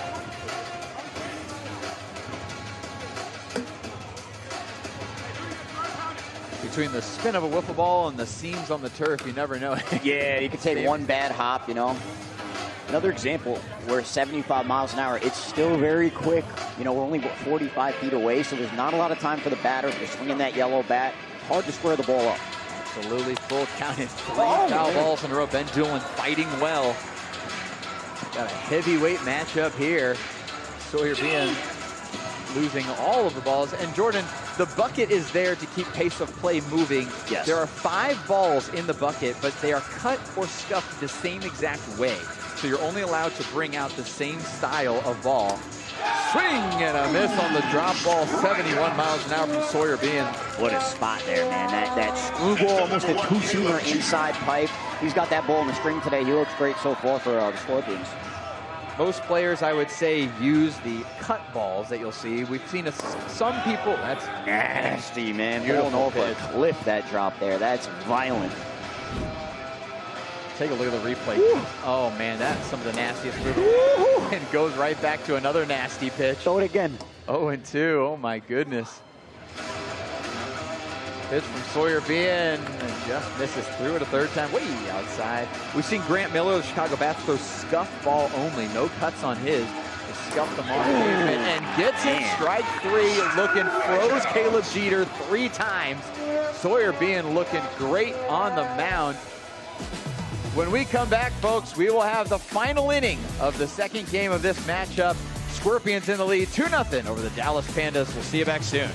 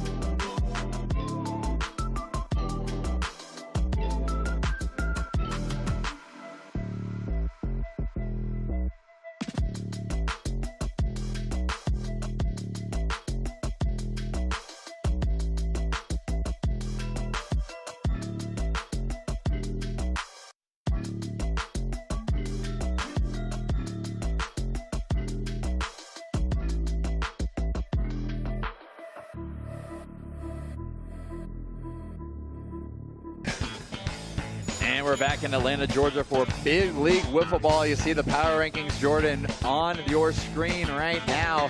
And it's interesting because Miami and Philadelphia ended 3-3. They're at 4-5. They got to wait. They're waiting to see what happens in playoffs. And right behind them, a Chicago team that's 1-3 looks anything but 1-3, though. No, I mean, 6-game season. It feels a little bit like college football. Every week, every game is so much on the line.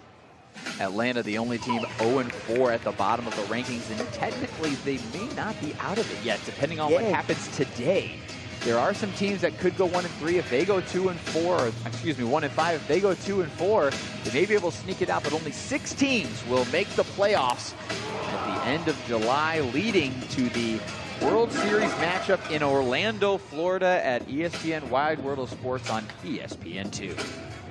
What a day that'll be, man. Wiffle Ball on ESPN2. You love to see it there. So exciting, yes, for two lucky teams and for this announcer, no matter what. I'll be there. Yeah, right? You love that. Orlando's a great place, man. Fun atmosphere at the Wide World of Sports. ESPN2 action will be there. Nice hit down the line. Fair ball called by the umpire.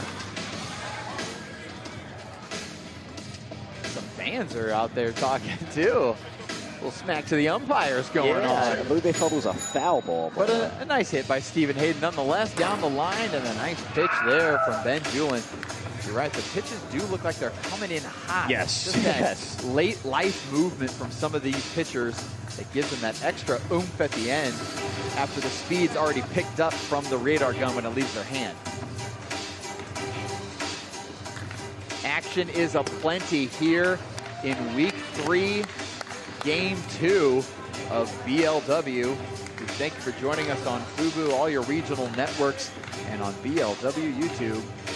Ben's really settling in here. Looks like he's got great command of his own ball and play to first. Oh, and takes him. A nice play by Ben Julin. Wow. Very risky, though. Very risky. He's been doing that all day. Take a look at the replay, folks. I mean, he picks that ball up and throws another dart. Great hand, right in the head. Hits him in the hamstring. Having a little meeting of the minds here. Ben Julin talking to his fielders, Luke Rose and Jackson Blum. Big spot here, man. One of the better fielding plays we've seen on a ground ball. Yes. That was excellent. Oh, nips the tip right there. You can push a third run across here heading into the bottom of the third. Oh, deep to left. Pearson, foul ball. Just missed it. Just missed a 2-run homer. Got 2 feet there. JP all over doing. If you could pick one person in the country that has the biggest launch angle on their swing, it's Jackson Pearson. Absolutely. He elevates the wiffle ball when he makes contact. His back shoulder drops immensely, so he is ready for the ding-dong daddy-o every time. Absolutely, yeah. He's not swinging for any singles here. Hits it there. Jackson Pearson staying alive. Situation, you got to put the ball in play, get that runner on second, move in, put pressure on the defense here, force them to make a play. 1 out in the inning in the third. Oh, scraping the turf. Ben Julin gets the strikeout on JP. Jackson Pearson brings up counter Jaso. 2 outs now. Top of the third inning. Dallas Pandas need to hold this to 2 runs. Need to get up and put something on the board. Both these teams do not want to start their first game with a loss. A win is huge for the psyche for both of these rosters as they enter big league wiffle ball play here in Atlanta, Georgia. Both teams got 4 games today, so you don't want to start the day 0-1 with 3 left. You really put yourself in a hole. Nice pitch, 66 outside for Ben Julin. Connor wants that one back for sure. Settles in here with a big breath, and here we go. Pitch from Julin. Jaso ropes it, and that'll be a single. Oh, a dive from Stephen Hayden. You missed him. What a great slide by Stephen. You can dodge a wrench, you can dodge a ball. Stephen Hayden goes underneath the slide. What a slide from Stephen Hayden. That was one of the better slides we've seen, Jordan. Stephen Hayden. These guys should do a tutorial video on how to slide effectively. They got it figured out. He was at Wet Willie's water slide. Take a look at this, folks. Like he did it a million times, dude. Rounding the base. Big Sexy coming in hot. Look at this. Woo. Right underneath him. Man, like Neo of the Matrix. Agile, mobile, hostile Stephen Hayden there, a.k.a. Big Sexy. Stephen Hayden, nickname of the year for wiffle ball for sure. As Connor Jaso gets his first RBI of the year on a nice rope to right field. Connor Jaso, a fast-pitch softball player, so he's definitely got the softball leadoff right now. The switch of the feet. Starts behind and switches the feet going forward. He knows not to leave till contact, that's for sure. Ben Julin to Dustin Staggs, swing and a miss. Dustin a little frustrated, wants to get in on this party here with the bat. Yeah, I mean, he scored that first run of the day. Nice head first slide, but this lineup, just 1 through 5, is so deep. But with that said, Ben Doolan works his way out of it. 3-0. You got to score to win. We need this Dallas lineup to come alive. Ben Doolan gets the third out, throws his ball at the Panda head that's sitting there for their mascot bench. And we're going to stay right here for this one, folks. It is the bottom of the third, last call for the Pandas. Jordan, let's talk about this. This roster needs to come alive. They're starting off with, they already got through their top 2 rookies. Yep, the rookies are already through the lineup. It's up to the Roses to get this done so they can turn their lineup over. And if they do that, I feel like they got a shot. Absolutely, they need a base runner, right? You cannot hit a 3-run home run with nobody on. So it starts with getting that first guy on base, having effective at-bats, not expanding the strike zone, and it is very possible for Dallas to come back into this ball game, guys.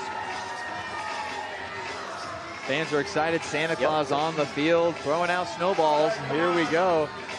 It's Christmas in June here for PLW. Man, hit him right in the jugular. Santa clocks a fan.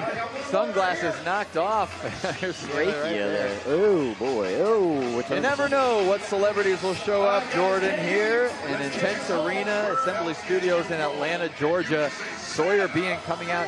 Jordan, let's talk about not just the starting pitchers, but the relief pitchers. There hasn't been a lot of them this season so far. Yeah. You can count them on less than one hand how many times you've seen a pitching change in game.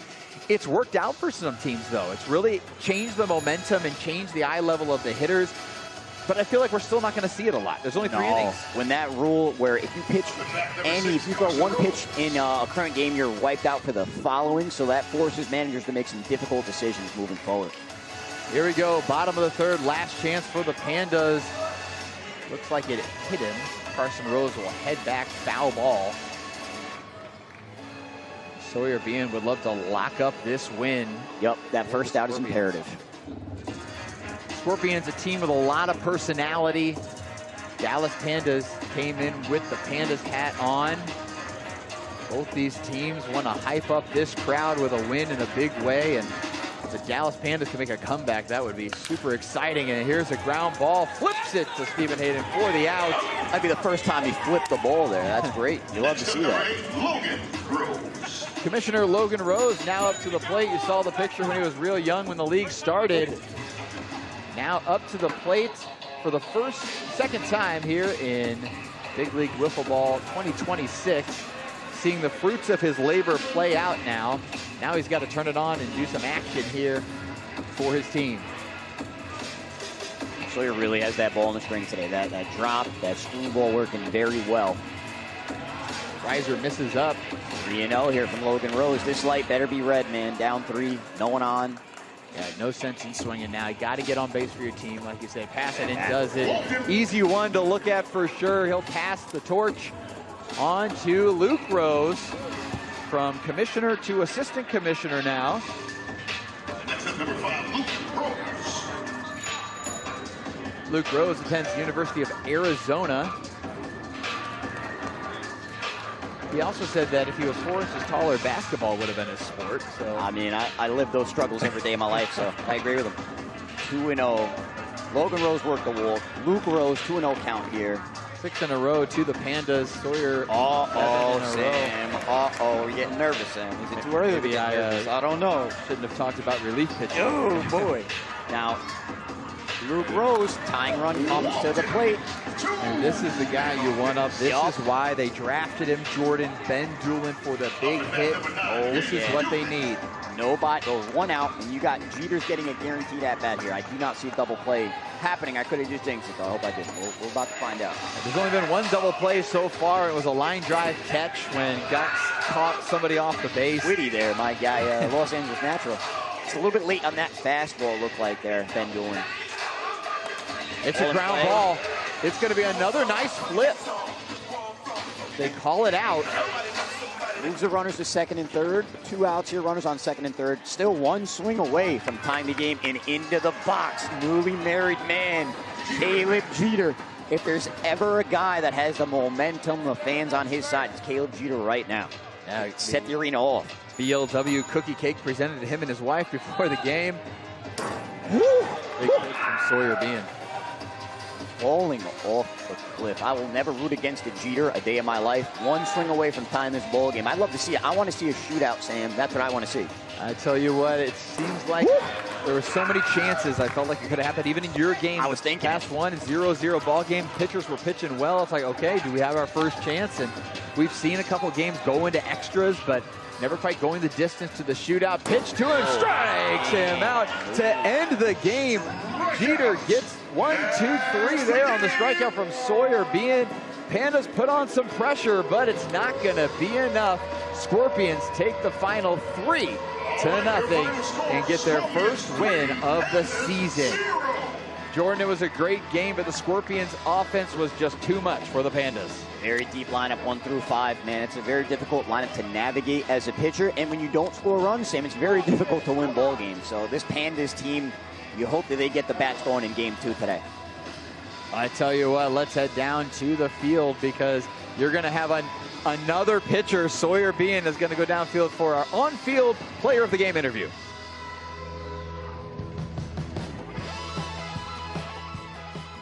All right, Sawyer, you and I have become BFFs. We've been chatting with each other all night. You have been named MVP of the game. Not only did you throw brilliantly from the mound, you had an amazing hitting performance. What was going through your head as not only were you striking them out, especially that last strike, but also knocking dingers? Honestly, I just came out here, I play for the glory of God, and that's all I care about. I trusted in him the whole time, and I told him if I gave up 10 home runs and went 0 for 4, I would still worship him the same way if I hit a bomb and played like how I did. So I gave all of my glory to God, and I put my crown at his feet. Awesome. I think the crowd's really liking that response. Final, bottom of the inning. You got a little dicey there. What were your teammates telling you when it came to that final out? It's the same thing Dustin tells me every time. He just tells me, stay loose, get into your hip and, be confident, go dominate. And, that's something you need in the outfield and in teammates. And I'm really blessed to have awesome teammates. All right, well, congratulations again, MVP of the night. This is going to be an amazing season for you. I can already predict it. Thank you so very much, Katie. Back to you.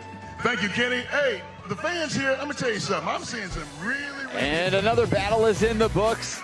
Scorpions add another win to the standings, and Sunday's story continues to unfold. Still ahead, another chance for teams to make their mark. Stay with us. This summer, 2 fan favorites are back. Honey, pepper, pimento, pineapple, dragon fruit. They're back, they're so back. Yeah, they're bringing that flavor back. Honey, pepper, pimento, yeah, that pimento. Pineapple, dragon fruit, bringing that pineapple back. They're back, they're so back. Yeah, they're bringing that flavor back. They're so back. Honey, pepper, pimento, pineapple, dragon fruit. Which favorite will you choose?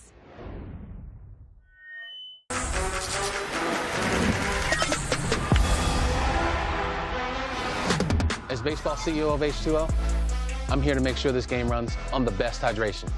This is baseball's water. Show me Ice Mountain. Arrowhead. I see you, Deer Park. Poland Spring. Ozarka, show me Zephyr Hills.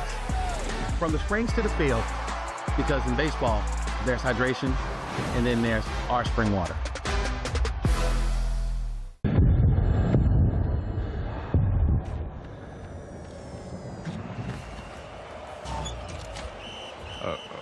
Coming through! Ay, caramba. Who put these in Messi?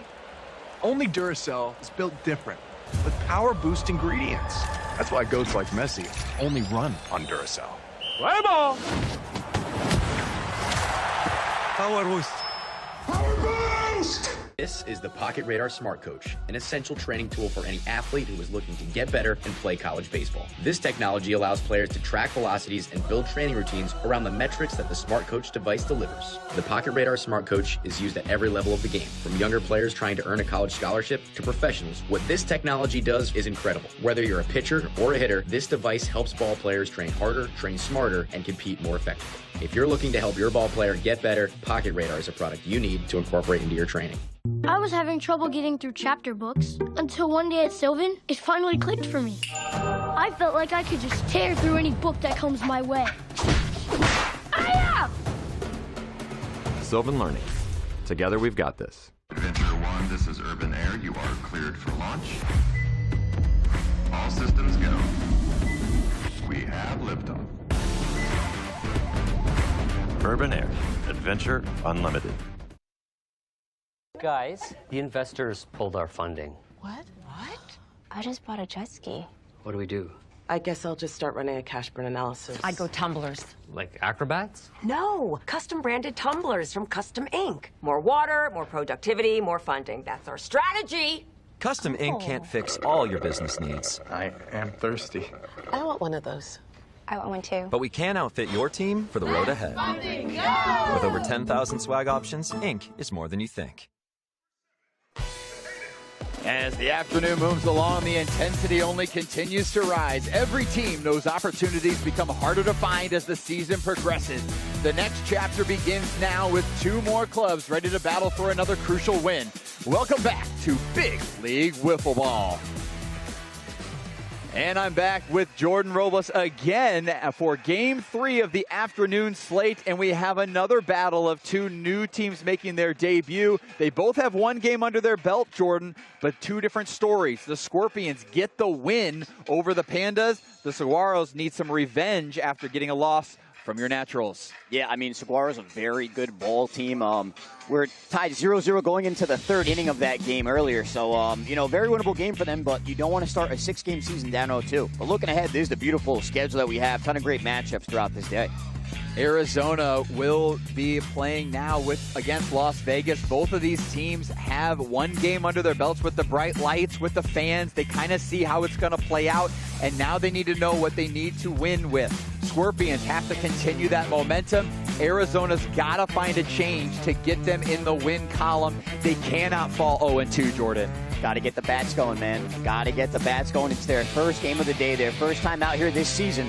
So, you know, game 2, they should be comfortable. They should be expecting, you know, the velocity and everything. But let's see what happens, man. I'm interested to see who they will throw in game 2 today. And Stephen Hayden will be on the mound for the Las Vegas Scorpions. And for the Scorpions, they actually feel like between him and Sawyer, they have a 1A, 1B ace. Stephen Hayden threw a lot of innings for them in the fast pitch. Not well known as a fast pitch pitcher, but known for this style for being kind of his event.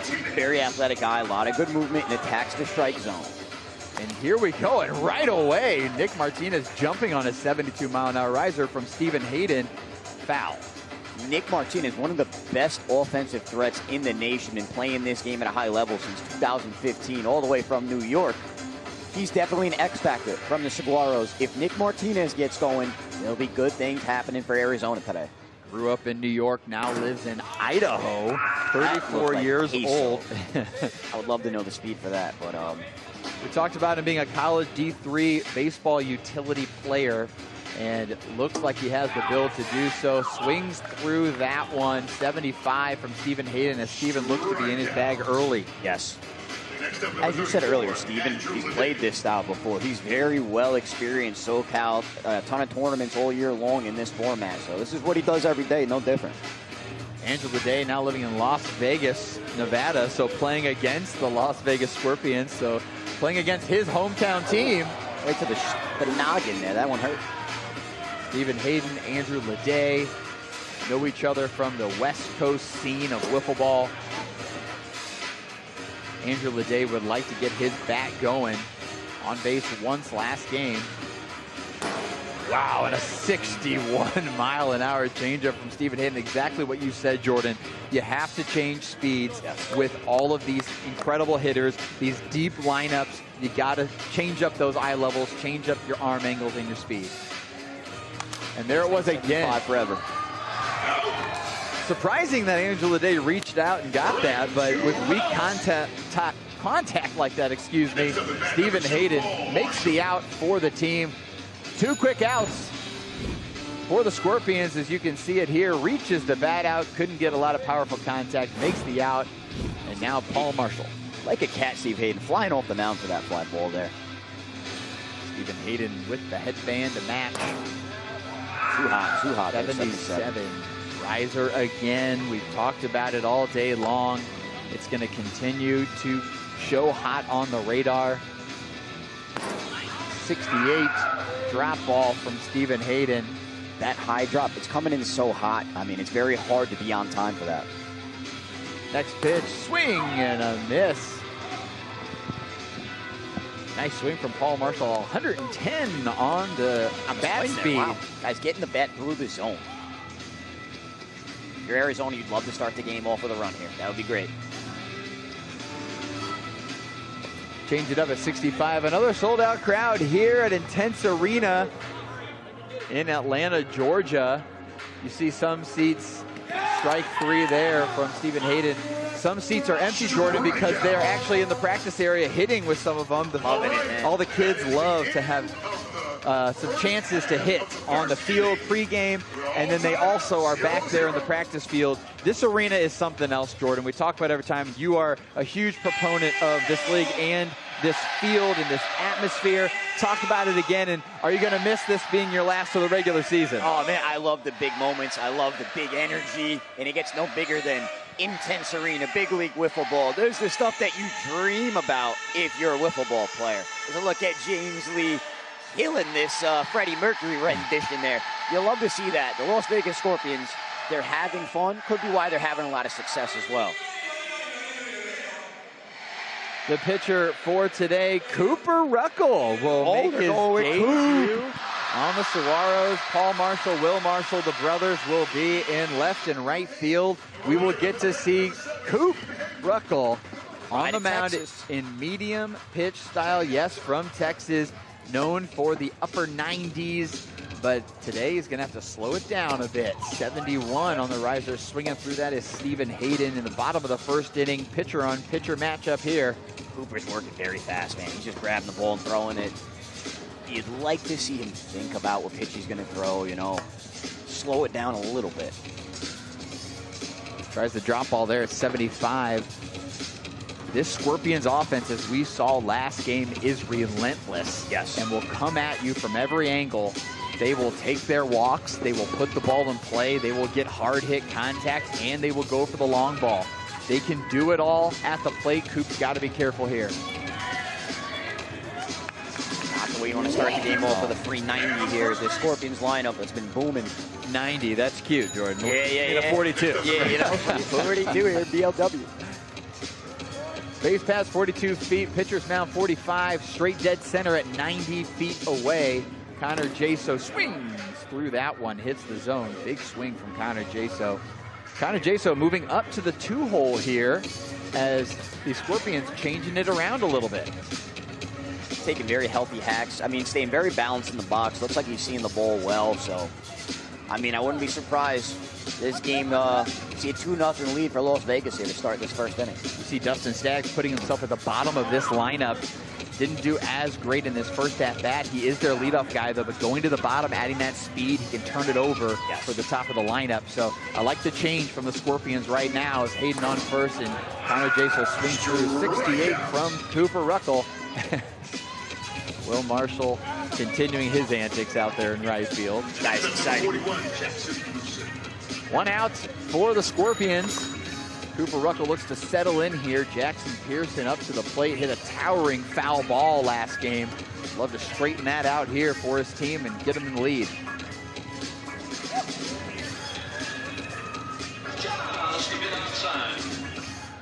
Gotta love the atmosphere, gotta love the DJ, always getting that crowd hyped up. Cooper's kind of being effectively wild here, as it were. Yes, he's almost pitching like he's in the fast pitch format. He's relying on that slider riser. See a little bit of frustration settling in here, but a ground ball, step on third, maybe go on. With all that being said, it's not easy when every count you're behind 2-0. You got to throw that first pitch strike. You got to get ahead. Home run from Sawyer Bean, the only home run today so far. 21 years old, Grand Rapids, Michigan. Sawyer being all over that first pitch slider at a Coop. Nice swing from Sawyer Bean, the former Zamboni driver, Sawyer Bean.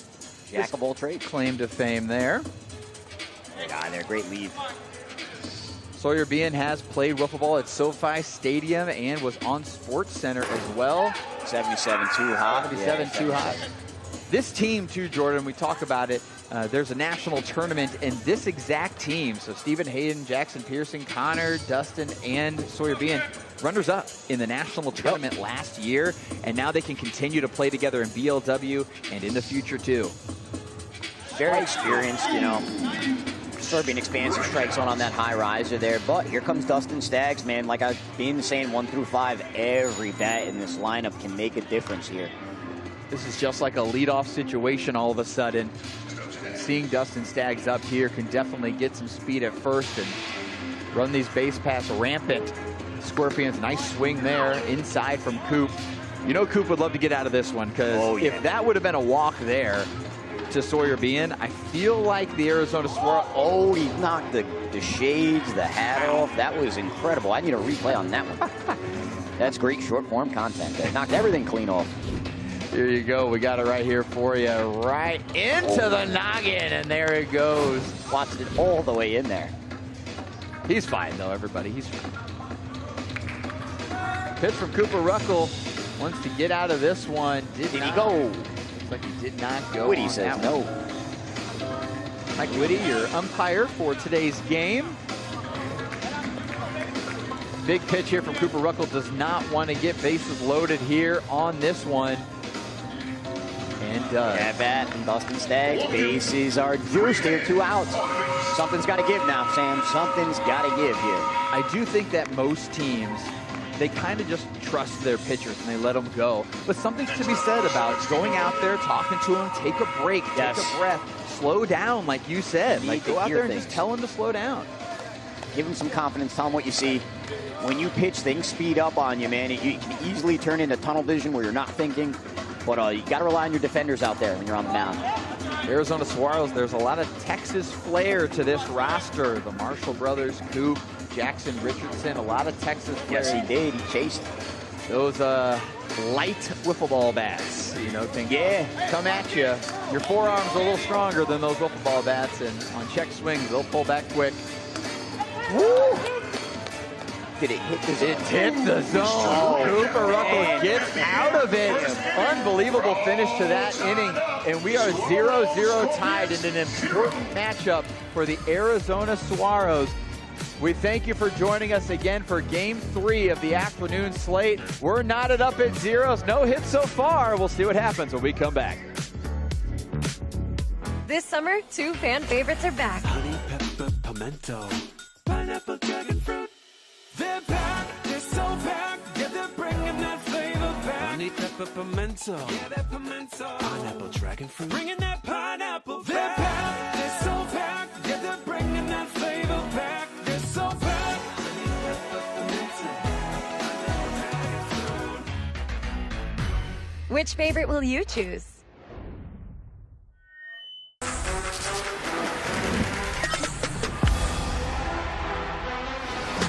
As baseball CEO of H2O, I'm here to make sure this game runs on the best hydration.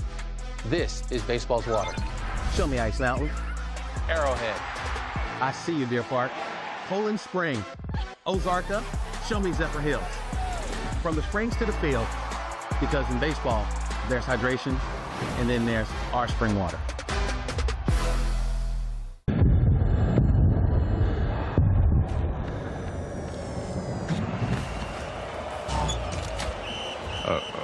Coming through! Ay, caramba. Who put these in Messi? Only Duracell is built different, with power boost ingredients. That's why goats like Messi only run on Duracell. Play ball! Power boost. Power boost! And we're back here in Atlanta, Georgia, Intennse Arena at Assembly Studios, where the Saguaros and the Scorpions are knotted up at 0. 1 inning in the books here. Stephen Hayden, the grad student and baseball coach from Laguna Hills, California, back on the mound. Former jazz sax player as well. Wow. Jack of all trades, guy does it all. Yeah, music major in college before he switched over to a new path, and a former Amazon delivery driver. I would love to see Stephen Hayden pull up and for an Amazon package for me. Be excited. maybe he should get that job back and use his BLW fandom and go around delivering things to packages to people. Right now, he's just delivering pitches to Jackson Richardson, the rookie for the Arizona Saguaros, the only rookie for the Arizona Saguaros. Some teams were able to draft 2 rookies due to free agency and other things, and swing and a miss. That's the second time that same pitch was outside the netting there. Yeah, top pipe, drop ball. What a spot by Stephen Hayden. Every time it hits the top of that pipe, it just goes right over our backstop there. Jackson Richardson being at the front end of both those. Slows it down to 65, but just outside. Jackson Richardson, was kind of the surprise of the draft, Jordan. Absolutely right, yes. He deserves a spot in the league, a great player from Texas, and obviously with the Texas brethren on this team, you knew it was going to happen, but I think other people thought it would go a different direction. So Jackson has to prove himself right now for his team and make a mark for this Arizona Saguaros team. Definitely would love to, justify himself being here, justify Arizona drafting him and showing people that, yeah, he belongs and he's an offensive threat for the Arizona Saguaros. Arizona. Looks like he's trying to get the right side of the bat. It might be a little bit too bent. You can see it from here. And a walk for Jackson Richardson. Exactly what you need to get your team started. Little table setting action for Jackson Richardson, the rookie. Brings up kind of the heart and soul of the Arizona Saguaros, Will Marshall. Absolutely. Your favorite player's favorite player, Will Marshall. Oh, man. That strike zone, not favorable to Will Marshall there. No, and even ducking down like a duck, he could not make it smaller. Jackson Richardson on first base, looking to get things going into scoring position for his team. Nice pitch from Stephen Hayden, bottom pipe. I like the Arizona Saguaros headbands they're wearing. Oh, yeah. Scorpion, Stephen Hayden got a great headband as well. Great uniforms across the league here. Triton really does a phenomenal job. Pitch from Stephen Hayden, swing and a miss on the drop ball from Will Marshall, just out of his reach. And like you said, that strike zone did not favor him. That pitch did not favor him as well. Yeah, that was tough there. Above his head, dropping to the bottom pipe. But here comes the best hitter out of Arizona's lineup, Nick Martinez. Just had Nick Jr. Congratulations to the Martinez family. We've got Miss Martinez here in attendance. Easy born, 3/16/26. Love that, man. Yes. Brand new dad celebrated his first Father's Day last weekend. One of the best guys in all of wiffle ball, Nick Martinez. Overall great guy and one of the best bats in the game. Yeah, as I say, there it is, right there to center. Jackson Richardson will hold up at second. Got to push the issue there, Stam. I don't know. Got to push the issue there, Stam. It's a Dustin Staggs wall out there, though. Yeah, that is true. Very, very good defensive team. Great piece of hit. Nick Martinez stays inside the wiffle ball, drives it right up the box. 35 dive there, but Jackson Richardson get to third base there, man. You got to take that extra bag. Hey, with only one out, Andrew Leday now. A big hit by Nick Martinez. This is where I want to see Arizona get loud a little bit. Leday, a great bat in the lineup. And this is honestly what you and I, as fans of this sport and fans of this league, we want to see the 1-1s, the 3-3 teams. And also it helps that, both of our teams might be undefeated right now. So having everybody else beat up on each other would help. But if Arizona can pull off this win against the Scorpions, both these teams go 1-1, and it starts off to be a fantastic day. Great eye there. You're Leday. You want to move these runners at the very least, put it in play, move the runners both in the scoring position here. Andrew Leday, no slouch at the plate, that's for sure. Hits it in play, and that's it. Fair ball. That's a nice play. Fair, unbelievable. That went over the bag. Yes, it did. Fair ball. Yes, it did, yeah. It was fair. Yeah. They're figuring out what they want to. You want it? You want it? I believe we got a challenge. I don't know if they're challenging or not. They're going to debate. We'll see what happens. Well, now they're still debating. They shouldn't play the we shouldn't play the replay yet. Let's see what happens. Now you got the fans calling foul. Oh, now they are going to do it. All right, we'll take a look here in the booth. They're going to use their challenge now, but from what we saw, it's got to be inconclusive. Yes. So the call on the field was fair, so it's got to be conclusive to overturn the fair call on the field. Here comes the replay, folks. Again, we can take a look at this one. Slowed down replay, and from what we can see, you see it goes foul here, pops over the line. We're fair. And then we'll go, oh, we need to see a little bit longer. Got to see it go over the bag. Maybe you can see this one, who knows? Replay looking at it here, and it's got to be fair. It's inconclusive. That's close. Gonna have to. Inconclusive on your end? I think we call it safe. You got it? Fair ball it is. Whitty called it himself. What a call by Whitty, the Los Angeles natural guy. That's those umpire channels can grade the umpires. Yes. You know, that's 100% right there for plus Mike out of Whitty.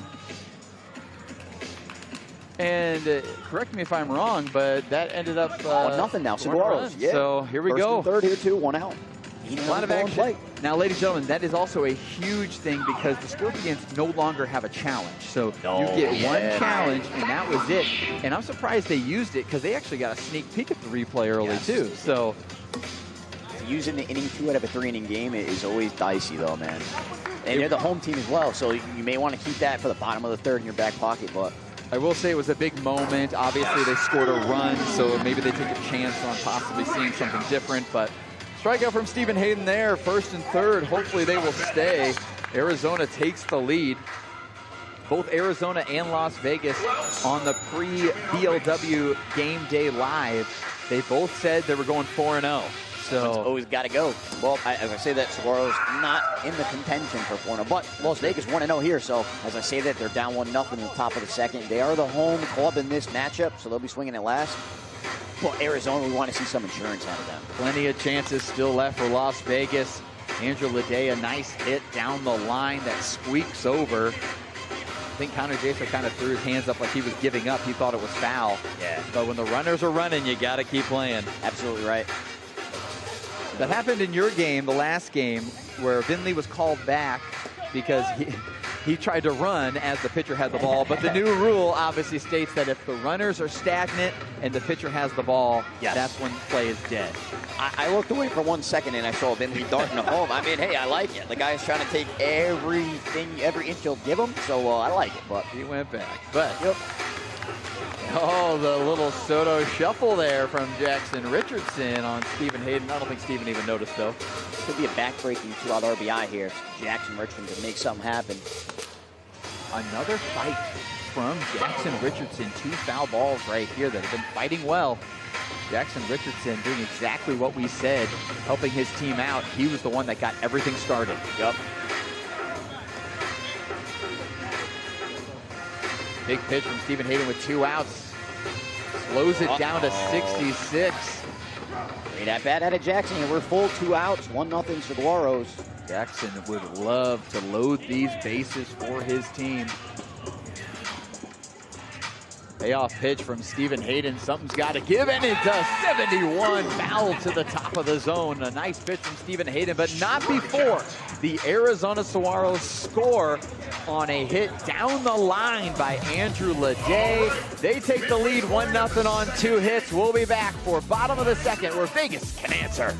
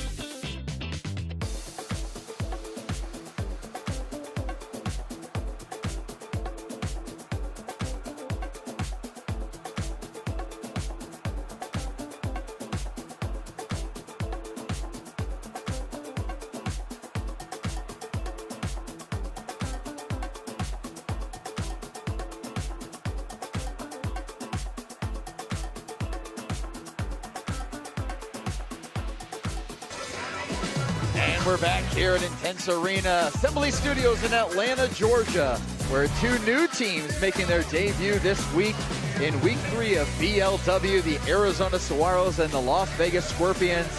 Both teams started in a different direction in their Game 1s, and now in Game 2, the Arizona Saguaros find themselves in the lead.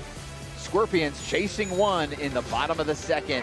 Cooper Ruckle still on the mound. Connor Jaso at the plate for the Scorpions. And Jordan's been taking some great hacks. Very healthy hacks there, yeah. I'll say though, this yellow bat, it's a completely different swing. Less is more with the yellow bat, man. You just gotta flick it and just meet the baseball. Not meet the wiffle ball, I should say, not the baseball. Cooper Ruckle, known for the fast pitch scene, pitching in the high 90s, low 100s in his career. Now having some issues in the first inning, had bases loaded, had a few walks, had a hit against him. So he's really looking to settle in the second inning here and would do well to get a strikeout in his first one. Connor Jaso, 2-2 count. Just haven't seen that pitcher's pitch put away from Cooper Ruckle yet. You know, he doesn't have that good drop in the dirt, screwball away. He's worked the count full here. And Connor Jaso tie the game up right now. There's been a lot of pitches in the dirt from Cooper Ruckle and not in a good way that makes pitchers chase.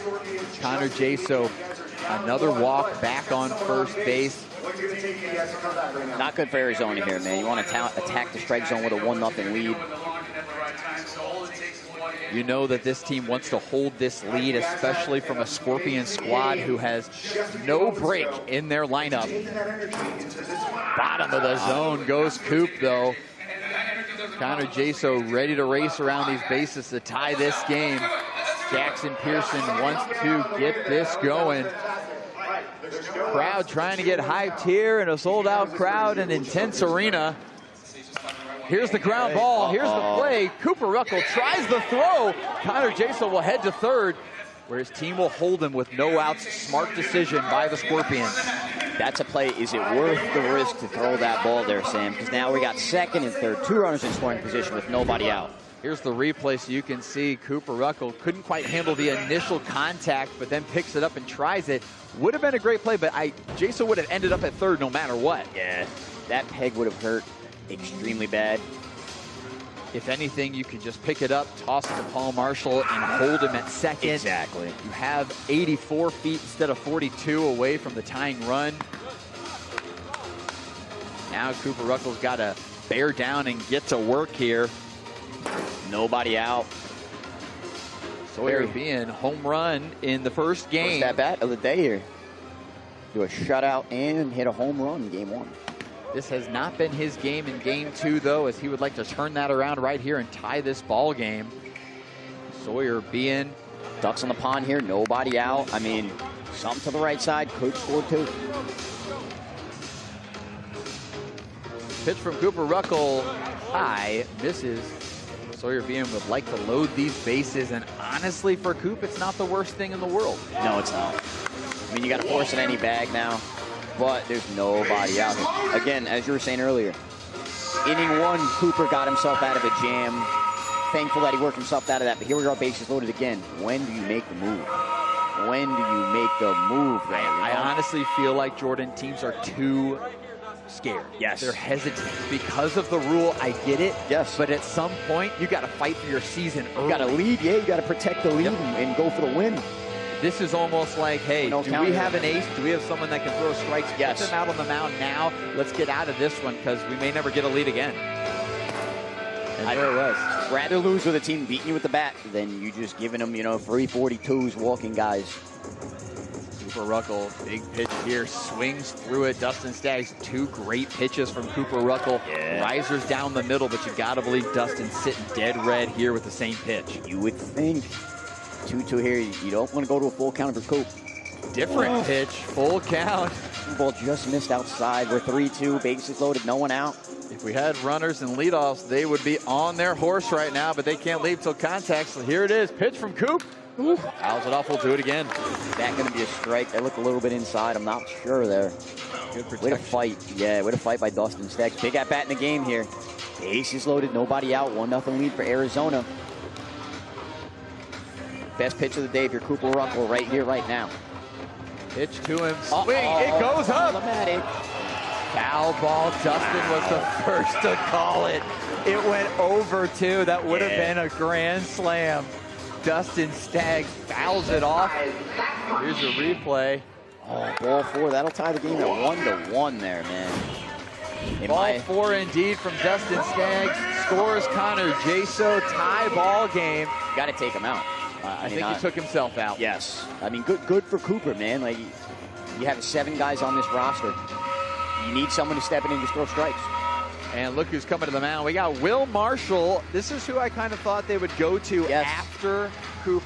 I feel like it's 2 batters too late, though. Oh, yeah, absolutely right. With a lead, I mean, you let the first 2 batters get on with a 1-0 lead. You should absolutely be going to your bullpen. From Frisco, Texas, Will Marshall, the short king of the league. Pitching coordinator at 108 Performance. I'm sure you've seen him all over Instagram, social media. The guy's a wealth of knowledge with a baseball background. Absolutely. His baseball warehouse factory team that he works with did a lot of work with Paul Skeens when he was coming up through Air Force Academy and in high school. So, you know, the guy Paul Skeens now, incredible pitcher. Will Marshall is a guy who was, helping Paul Skeens out. He's got a great thing going, 108 Performance in Nashville, Tennessee, I believe they are. Plethora of knowledge there. Originally from Texas, now moved to Knoxville, Tennessee. Recently married to his wife, Ashley, and they have 4 kids and 1 on the way in 2026. You love to see that. I don't know how you parents do that out there, but you love to see it, man. I would say that is the most kids out of anybody in the league. Absolutely right. Always good to see the dads out here playing wiffle ball, you know? And Father's Day last week, too. I'm sure most of us got out there and played wiffle ball with our kids. Right. Will Marshall has got to find it early. And I will tell you, Will has been living at 75, but hitting 78, 79, which is not a good sign either. 76, too hot. Just the body language, too. It's like he... too hot. I don't know, man. It's not promising. Not a promising look indeed. Will is someone that works very fast and works his body and uses his body very well. And in the fast pitch scene, he pitches so well because he uses his body so much. It's almost like he might need to rear it back a little bit in this medium style. Got to throw those finger balls, those drop balls, like finger risers. Will Marshall, one of the more mimicked pitching styles from people. It's easy to mimic his release. It's very intriguing, that hop jump, eclectic as it were. Oh boy, man, this is it's tough to watch. It is going to be tough to watch, and it's tough for the fans to watch too. They don't want to see the walks. They want to see the long ball, but these teams, 75.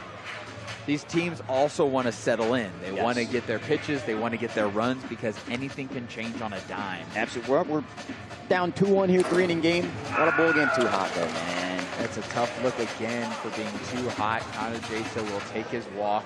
75 miles an hour is our speed limit for a reason, everyone that's watching, because we want there to be more offense. We want there to be more excitement for the fans, not only you watching at home, but for in-venue. Walks are not what we want here. And for the Arizona Saguaros, they need to find something and find something fast. Yes, you need a guy to just pounce the strike zone, I'd rather give up a grand slam than walk in 4 runs. There you go. And at this point, too, you almost just have to put the pressure on them and almost throw straight balls, lob balls. Why not? Get anything in that's not going to be a walk because it's not working. Your arsenal's not. At the end of the day, you're swinging a yellow bat. It's very hard to square the ball up, man. So allow people to get themselves out. Find a pitch that works. He did. Nice spot there. Got to just pick one pitch and roll with it. Even if they hit it, just dare them to. Yeah. Challenge them to beat you. Bases loaded, only 1 out still. 2-1 Las Vegas as they look to climb on this scoreboard even more. Another one from Will Marshall misses. Again, stick with the same pitch. There's no reason to mix things up right now. 76. He's not finding that 75-mile-an-hour riser.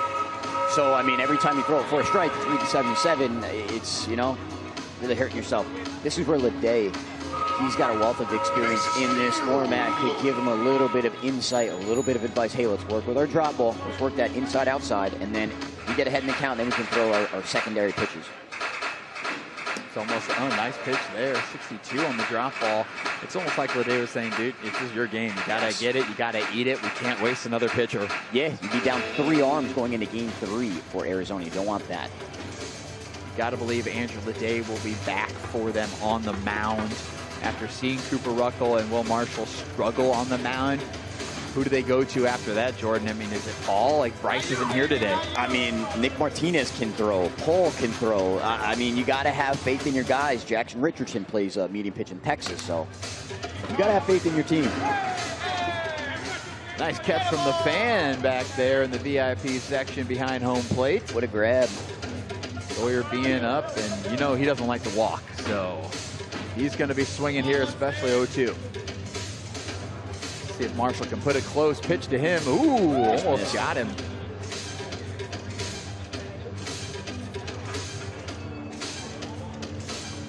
Sawyer calling a full count from what he said.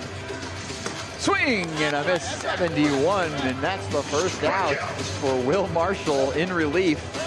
3-1, Las Vegas in the lead, but they still need one more. Dustin Staggs, the usual leadoff hitter for the Scorpions. Bottom of the lineup this time, but an important spot here for them to add on. Foul ball. I mean, if you're Las Vegas, you're looking to put this game away here. You want to hit that 6-run inning scoring limit and really put Stephen Hayden out there in a nice lead. Just put him in a position where you can attack the strike zone. Yeah, 2 runs is sometimes definitely not enough. Not enough in this style. A walk and a bloop and a blast there, you know, tie ball game. Nice pitch, 74 from Will Marshall. Great job of living there. Good pitch, good speed. Here we are. 2 outs here, bases loaded. I mean, if we can get out of this jam, we're only down 2. See if the Arizona Saguaros can pull off some magic. And again, pitching something that is out of the repertoire. Yeah. Not what we should be doing, bases loaded. And 2-0 too. Oh boy, that ball was hit to Pluto. But there it is. That's a pitch that Will Marshall can throw for a strike. Yep. Dustin expected it, but like you said, it's hard to square it up. He squared that one up, but he was just way early. Hard to keep it fair, man. Hard to keep it straight. Let's see if Will Marshall can get out of this first one. Swing and a miss, 66 on the drop ball. Will Marshall gets out of it. So I believe that was the second out. That was the first out. 2 outs. Oh, back-to-back strikeouts there for Will Marshall as he will look to continue. I believe Hayden, yeah, too hot there, 76. Looking to help his cause.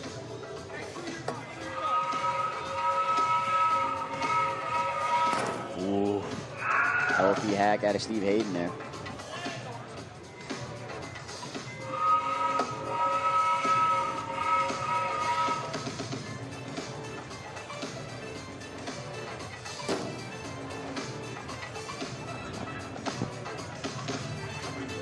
Will Marshall hoping to settle in here. Stephen Hayden up to the plate, wants to add on. Nice pitch there, he knows it. Shook his head.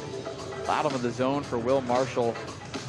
Well, somewhat settled in right now. He just needs to find, like you said, a couple pitches that work. Yep. Hit spots, change speeds, you know. At this point, don't even change speeds. Just get out of it. Just attack the strike zone. Yeah, you want to hit that 10. Oh, and here we go. Full count, bases are loaded. Gotta be a strike. Swing, here it is. It'll be a nice play. Got him. I think Jackson Pearson actually, his arm went up and didn't touch the base in time. So a nice play by the Arizona Saguaros, and the call is out, and they don't have any challenges. No, yeah, you're right. They do not have any challenges. We'll check out the replay a little bit here just to see for our own psyche. Watch his arm on the slide goes up. He's out, yeah. And we'll take a break here, folks. We'll be back for the 3rd inning coming up here at Intennse Arena and Assembly Studios in Atlanta, Georgia.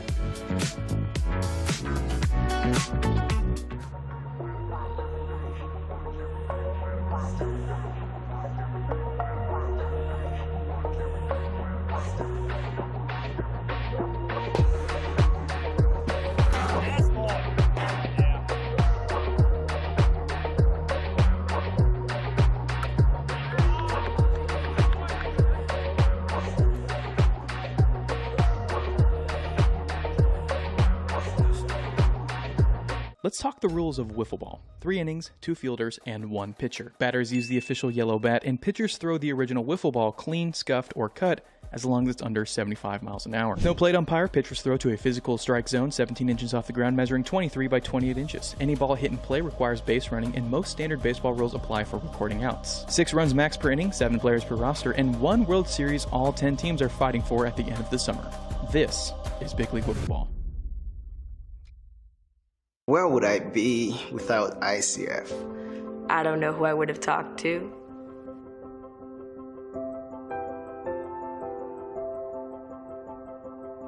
Without the foundation, I wouldn't be playing tennis, I wouldn't be at Dartmouth, and I wouldn't have reconnected with my mom. I can be whoever I want to be. Being sensitive is like my superpower. I know I'm headed in the right direction.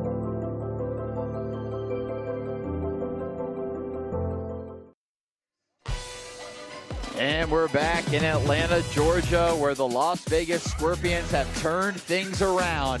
4-1 your score here in Intennse Arena at Assembly Studios. And in the booth with us, we have our play-by-play camper for this week, Gavin Strickland from Cleveland, Tennessee. Gavin, thanks for joining us in the booth. Absolutely. It is a phenomenal day here for wiffle ball. Some great games already have happened, and I'm looking forward to the rest of the day. Gavin, you did the virtual play-by-play camp. Talk about that, because that's a little bit different than what we've seen so far. We've had back-to-back Atlanta camp goers. What did the virtual experience bring, and how is it going to help you moving forward? Well, you really get to meet people all around the world, get to meet people, and really get some good experiences online. And then also with the Atlanta camps and anywhere in the country, these camps, they really do help me and many other young broadcasters around the world to become better broadcasters for their future. Let's talk about the atmosphere, Gavin, because I know we talked a little bit before all the games got started, and you were blown away with, the production value, the lights, the grandeur that it would be. Talk about your experience walking into the venue today. As soon as I came up to the arena, I was like, oh my goodness, this place is crazy. These pitches are even crazier as well. The lights, the cameras, everything you could possibly ask for. Intennse Arena has it here for Big League Wiffle Ball. And you see here Stephen Hayden walking Nick Martinez. We want to give you your due, and you're here for it. You're going to be on ESPN with us in a game coming up. But Gavin, let's turn it over to you for these next 2 batters, because there may only be 2 more this whole game, as the Stephen Hayden pitching to Andrew Leday. We'll take it over. That's absolutely true. The Scorpions started off slow, but second inning they really started to pick it up. Got 4 runs or 3 runs. I'm not exactly sure. That one's a liner and double play. Are you kidding me? What a play there from number 18 in the right field. That will end the game, and the Scorpions have got it. What a call, Gavin. What a call. What a play. Well, welcome to the booth, Gavin. Let's take a replay on this one. I mean, only one batter of a call. I mean, are you kidding me? What a catch in right field. That's one of the hardest plays to make, and he just gets the play right at first base. What a play. Look at this reaction from all of us. I mean, just love it. Unbelievable play. Oh, and just a little flip from Connor Jaso. Well, Gavin, I mean, I hate to say it, but it's game over all of a sudden. It's just like that. That may be the shortest game I've ever called in my entire life. What a game there from the Scorpions and Saguaros, I believe. Well, yes. Yep. We're gonna get you back in the booth, Gavin, for ESPN, and we'll have it a little bit longer next time to give you a little more experience. But let's head down to the field, where you will have an interview from Scorpions Jackson Pearson. All right, guys, I am here with this game's MVP, Jackson Pearson. First off, congratulations on an amazing come-from-behind win. Thank you very much. It wasn't just me, it was a complete team effort too as well. I was proud of the guys. Well, I love that mentality. You did dominate at the batter's mound. What was going through your guys' head when you saw the score, you were down, and knew you needed to come back? Our team just really builds off of each other. So as soon as one person's just going, they get hyped, then we just continue to bring the energy and all come together. So just trying to feed off that. That game-ending double play, what were you guys saying to each other as you were celebrating? Super happy. Connor made a play. Leday had a hard hit ball, but Connor made the play and won us the game ultimately, and that's what matters. Awesome. Well, congratulations. That's the second win of the day. Guys, give it up for our MVP of the game, Jackson. Congratulations, man. Gold. The highlights continue to stack up, and the Scorpions come away victorious. But there's still one more afternoon matchup before we head into prime time. One final chance to build momentum before the lights come on in Atlanta. We'll be right back.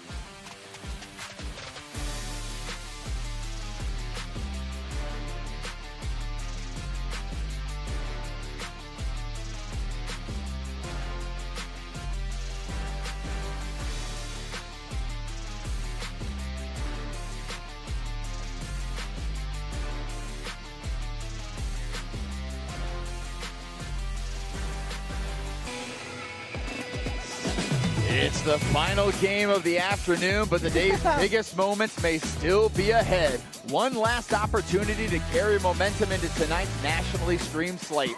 The crowd is ready, the players are locked in, and another big league showdown begins right now. Can Kayvon stay perfect, Sam?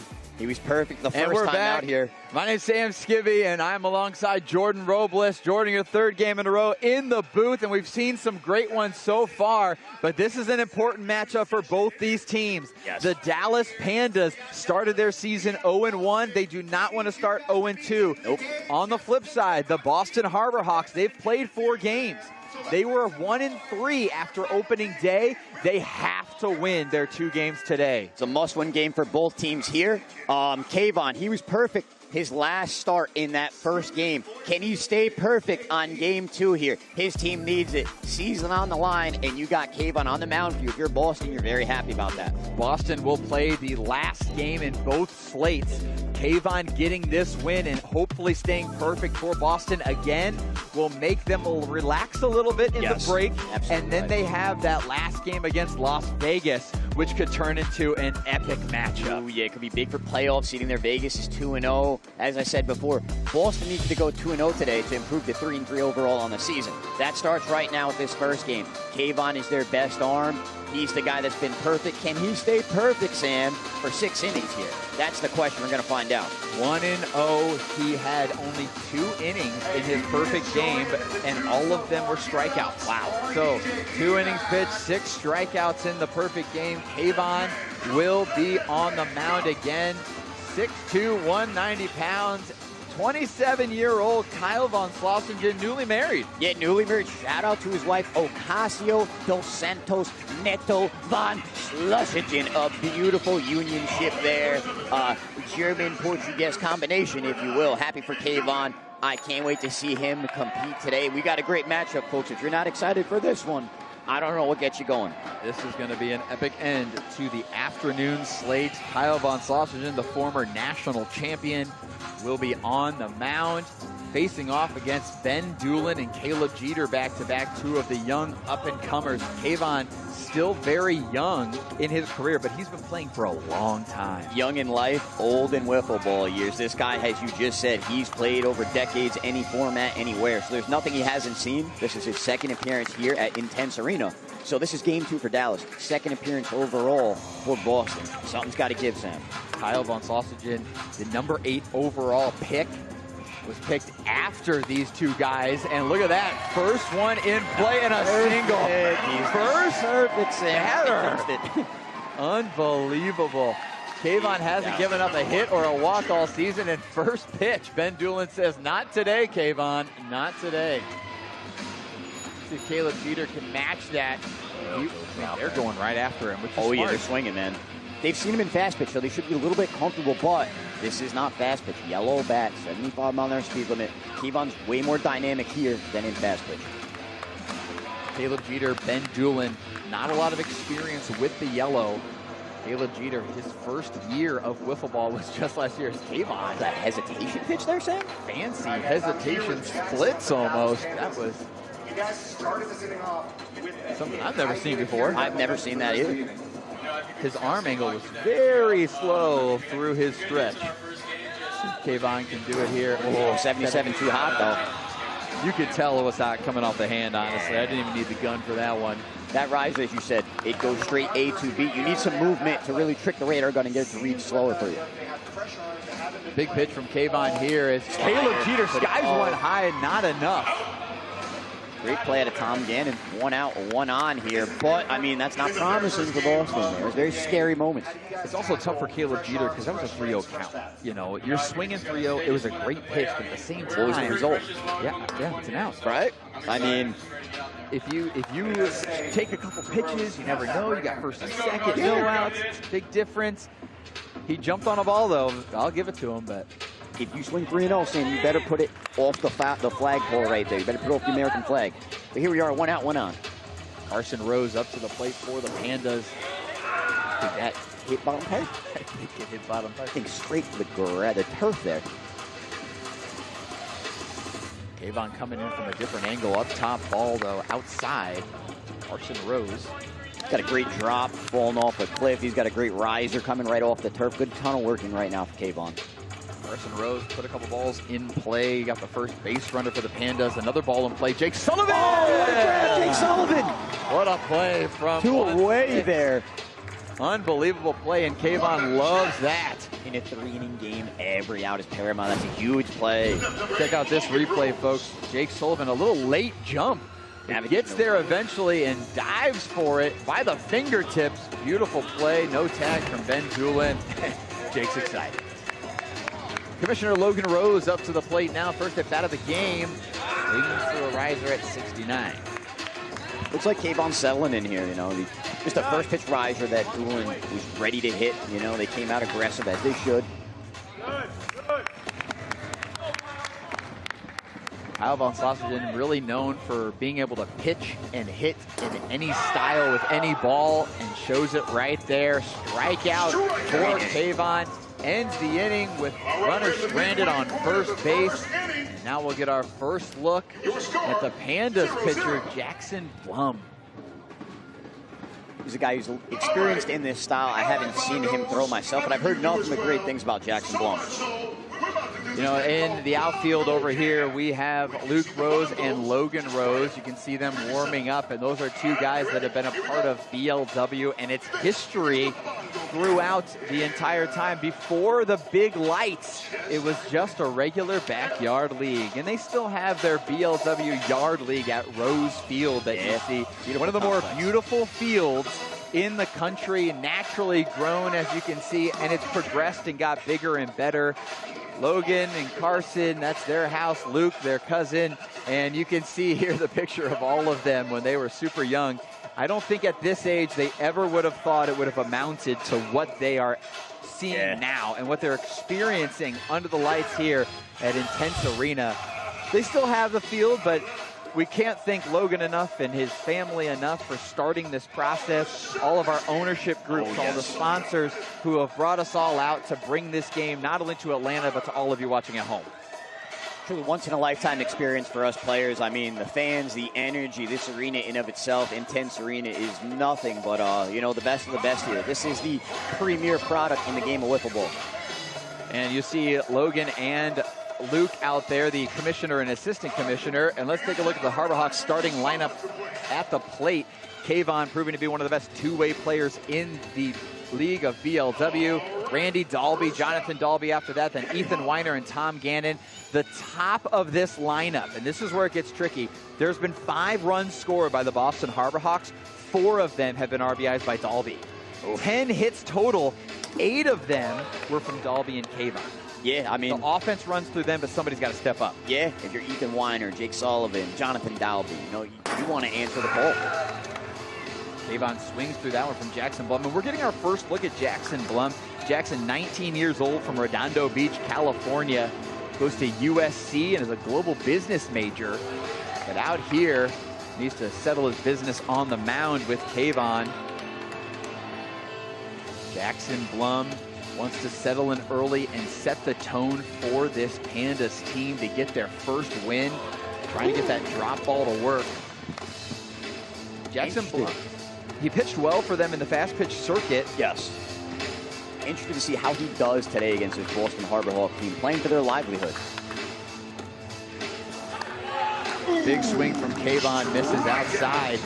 Strikeout for him, and we'll head to Randy Dalby now. Both of these players are the entire sole offense, basically, for the Harbor Hawks.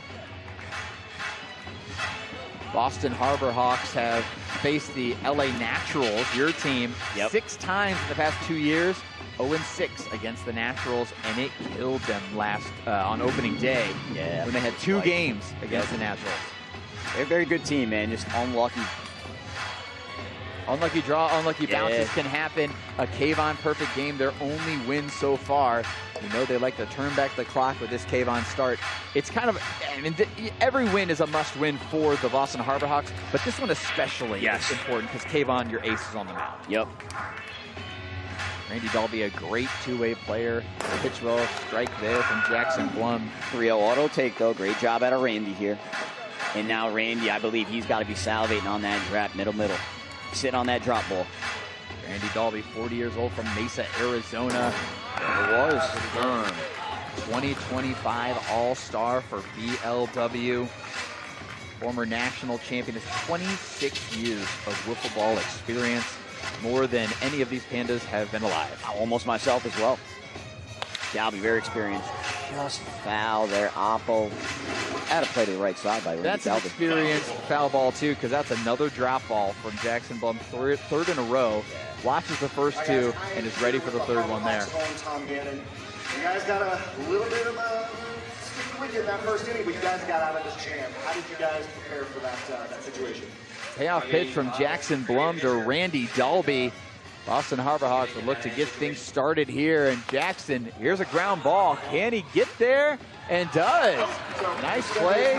Call out by the umpire. There it is, the forearm of Mike Whitty.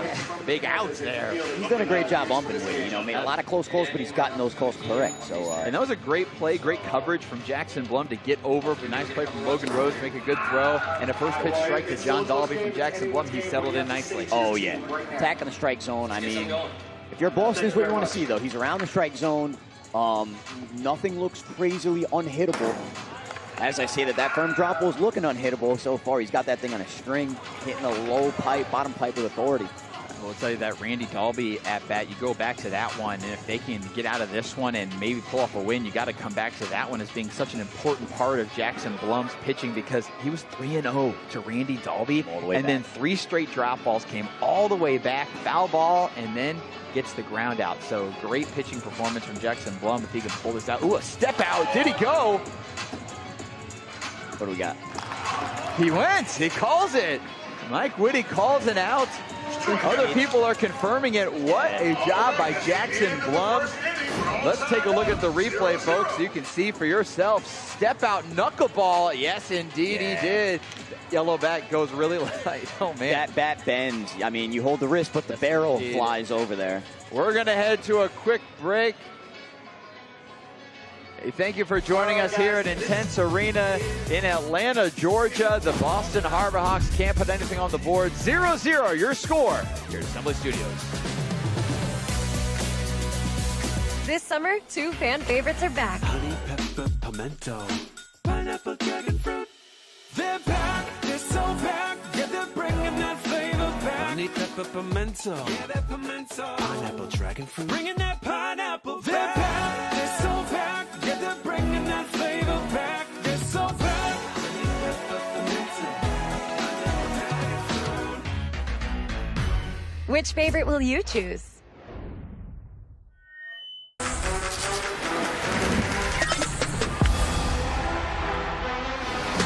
As baseball CEO of H2O, I'm here to make sure this game runs on the best hydration.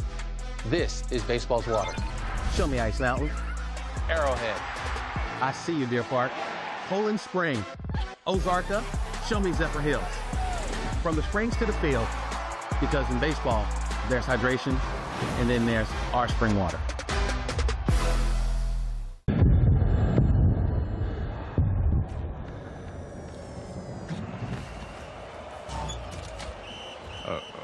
Coming through! Ay, caramba. Who put these in Messi? Only Duracell is built different, with power boost ingredients. That's why goats like Messi only run on Duracell. Play ball! Power boost. Power boost! And we're back here in Atlanta, Georgia, Intennse Arena at Assembly Studios. Kayvon back on the mound. Not perfect as of the first batter of the game, but Luke Rose up to the plate to hopefully get something started. Oh my God, that ball hits a Pluto. What a big leap blast! Unbelievable. Wow, that was a blast out of Luke Rose. Wow, they're gonna check it. Yeah, okay, they're gonna check it. Wow, they're gonna ask for a replay up here on the booth. That looked absolutely annihilated by Luke Rose. Yeah, we're going to challenge your replay. that. There's going to be a challenge. I don't know if we're even going to get a view of this. Angle, yeah. Let's see if we can get one behind the... Oh, here we go. Perfect. Ah, we can't see the ball. Leaves the net. Oh, man. Leaves it there. We can't see the top. Unless there's another angle that we can see, I don't think there's going to be any reason. It's got to be fair. We're going to call it a home run. This is the one. And it's still, yeah. That's fair. Yeah, that's fair. What a hit from Luke Rose. Us in the booth agree. That was a shot. You almost got to call it. You know, like Jake Sullivan said, it's down the line. You got to kind of take that risk, challenge, take the risk for it. Unfortunately, they lose their challenge, but inconclusive evidence, obviously. The call on the field was fair. Hey, it's only 1-0, top of the second. You got to score to win the game anyway. We got 2 opportunities to score for Boston. Second available umpire, Preston Coleman, back there with radar gun, also was pointing fair the entire time, and he had the best view of it. Strike 1 from Kayvon to Ben Doolin. Huge hit from the number 5 hitter, Luke Rose. Oh, yeah. Oh, my goodness. And another one from Ben Doolin. A great play there. That's back-to-back singles for Ben Doolin. I mean, he's on fire. He's figuring it out. Put the ball in play. Hit it to the left side and run. Caleb Jeter up, no outs, as Kayvon's starting to feel some pressure more than he's ever felt before in BLW. this Dallas team can hit. Dallas team coming alive, an important game for them. Like we said, do not want to drop to 0-2. Nice pitch. Jeter's been throwing that overhand drop all day today. Sawyer all day. Kayvon, Sawyer, yeah. Kayvon. I mean, got to get used to it sometime. Got to swing, man. If he swings, he can send that one off the flag, but got to get the pad off the shoulder. Got to take a hack at it. And Dylan telling him the same thing over here at first. Never met a Jeter that I didn't like. Great name there. Great family. Pitch from Kayvon to Jeter, fouls it off late on that one. The Pandas are feeling it. It was a hot pitch, though. We got 2-2. 2-1 count now, looks like. Does not get the foul ball that Kayvon was looking for. Here comes the pitch to Caleb Jeter. Ooh, it slows it down again. Slows it down. And, you know, from our angle, you could, he was off of the rubber, so technically he should probably keep it on. I don't know if that's really working for him. Oh, just missed that. What a swing out of Caleb Jeter. They saw that riser very well. Full count for Caleb Jeter here, and the Dallas Pandas looking to put a lot of pressure on the Boston Harbor Hawks. Boston will now be feeling the pressure heading into the bottom of the second, where they have to put up a run. As we've talked about, this is their playoff hopes right here. Kayvon with the 2 different colored shoes that match the jersey. Pitch from him, swing! Oh, and a nice play, but wow, Ben Doolin. Base running. We have seen so many double plays turned on that last game that ended the game. Yeah, Connor Jaso. Now Ben Doolin stays put. Perfect placement, though, for another double play if he would have left. Nice hit by Caleb Jeter. Yeah. Put ball in play. It's very promising. Love to see that. Carson Rose now up. Carson and Luke back-to-back. And then you'll get back to Luke Rose, who hit the home run to put them up. Low on that one from Kayvon. Kayvon, a tall guy, but comes in at low angles for these pitchers, or for these hitters, excuse me. Final game of the afternoon slate here in Intennse Arena. I want to thank all the fans in attendance and watching on Fubu, your local networks for your region, and on VLW YouTube. Great top pipe slider there by Kayvon. Indeed. I mean, hey, if we can keep this to a 1-run game, Sam, you got to score to win. Can't ask for anything more, man. Well, what I'm asking for is a 1-1 tie, and then we go into the shootout. I've been dying to see one. Dying to see a shootout this year. Unlucky to get one, but I feel like maybe playoffs is when we get our first shootout. Logan Rose up to the plate. Swing! And Tom Gannon lets it fly over. Home run, big league blast from Logan Rose. Tom Gannon just out of his reach, knocks over the fence, and the Panda comes out. Logan Rose. That plastic left the planet. Slider waited on it. That was a pretty swing. Oh, yeah. Stayed through that well. That outside slider, Gannon just out of his reach there. Gannon overran it. It looked like just out of his reach indeed, and that one was headed for the highlight reel. No pun intended. That Panda head came out as the Roses are putting on a clinic here. Luke Rose, Logan Rose. They're swinging it, man. Luke Rose at bat. And it was Carson Rose who got on base to make it 3-0. So the Roses doing a great job here. Excuse me, that was Ben Doolin on first base. The rookie doing his job getting on base for Logan Rose, the commissioner. That's a wild delivery there out of Kayvon. Start, stop, hezzy. It looks painful. Wow, 2 big league blasts here so far in the game as Dallas putting on a show here, 3-0 against a Boston team who's fighting for their life. Boston still has 6 more outs that they can work with. Try to just cut this lead a little bit, Jordan, and then get to the 3rd, where they can hopefully put it away. I mean, they have a good lineup. Anything could happen there. You got 6 outs to work with. This game is far from over, but we got to get out of this inning down 3. Jackson Blum, the pitcher for the Pandas, 1, 2, 3 in the first inning. Got through the lineup as needed. If he can continue that success, the Pandas will come away with their first win.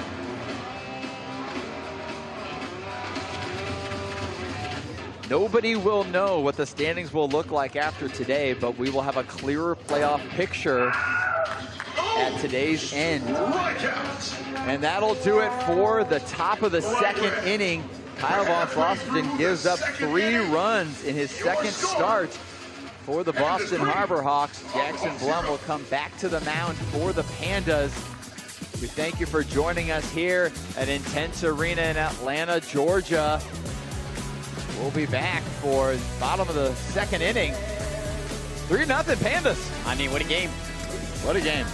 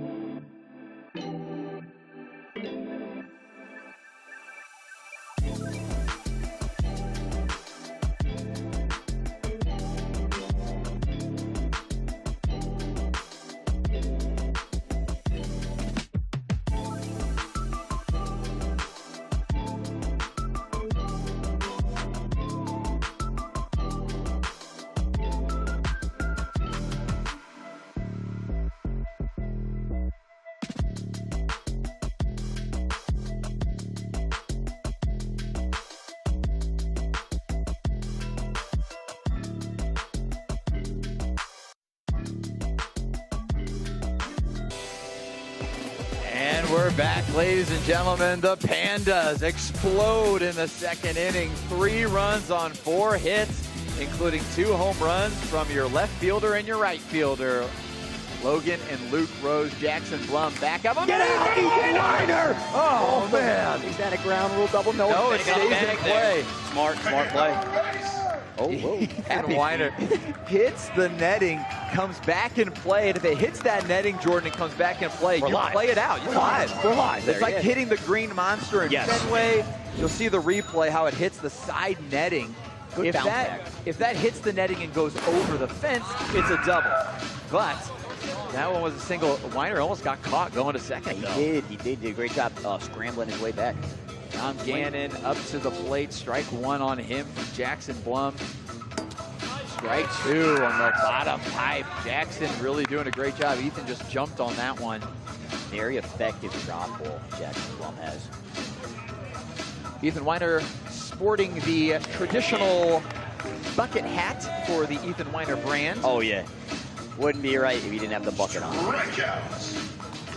Get Gannon. Through that one, strikeout. Gannon, first out of the inning, brings up Kayvon. Top of the order there. I mean, Kayvon can easily make this a 1-run ball game with 1 swing of the bat. Absolutely. You got to think, in his head, that's exactly what he's thinking. He's trying to get that drop ball, hit it right up the middle where it came from. Also, at the same time, you got to believe Kayvon's trying to get on base for his buddy Randy Dalby, who can do the same exact thing.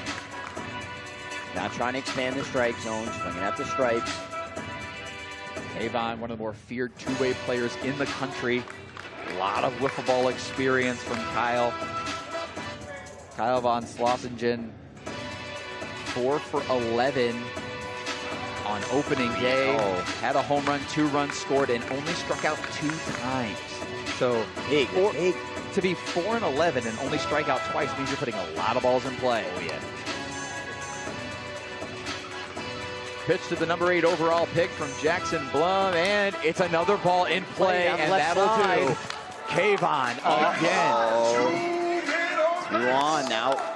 1 swing of the bat ties the game here, Sam. Kayvon easily could have been the number 1 pick in the draft. He could have been the number 2 pick in the draft. Anything before 8. Yes. But it just fit better for the Harbor Hawks. And honestly, he's catapulted himself as the catalyst for their offense and for pitching. Absolutely. Good two-way player. Ton of experience. Nothing he has not seen, nowhere he has not been. Scary to think about Kayvon on a different team. Oh, yeah. If Kayvon would have gone to one of these other teams, you know, then it changes the Boston Harbor Hawks complexion for sure, because Kayvon's been such a huge part of the franchise this year. Randy Dalby now up. Nice pitch from Jackson Blum at 74. He's just attacking the strike zone. I mean, he's forcing them to beat him with the bat. And he's been having a lot of success up to this point so far. Very good drop ball. Pitch for number 19 to Randy Dalby. Randy holds up. 3-1 count is a big pitch right here. Don't want to lay one into Randy Dalby. We saw Santa earlier. Randy Dalby volunteered as a Santa one time at a PetSmart. He's got the height, I believe it. So he was a tall, skinny Santa. Yes, yes. Bases loaded, 1 out, bottom 2. Brother John Dalby, younger brother, 38 years old, again from Mesa, Arizona, played tennis in college and is a 4.0 pickleball player. Very hard to be a 4.0 pickleball player. Software engineer from Arizona, Randy's brother. He went 1-5 in opening weekend, would like to continue to add some success. He was one of those other players that had a random hit here and there that wasn't Dalby or Kayvon. Now is the time for John Dalby. Got to check in here, man. Got to check in. 1 out, first and second. I'm sorry, bases loaded, excuse me. Bases loaded, bottom of the second. Yup. Got to get at least 1 here, man. At least 1 going into the 3rd. Absolutely. Big moment for John Dalby, late at 76. Hot, too hot. Preston Colm, the second umpire, calls that one hot. But from 2-2 to 3-1 now, that's a big shift in the at-bat. Wow. 3-1 count here. Big moment for Jonathan Dalby from Jackson Blum. The pitch comes. Swing and a miss at 74. Full count. Full count. Oh, after this, absolutely. Yep.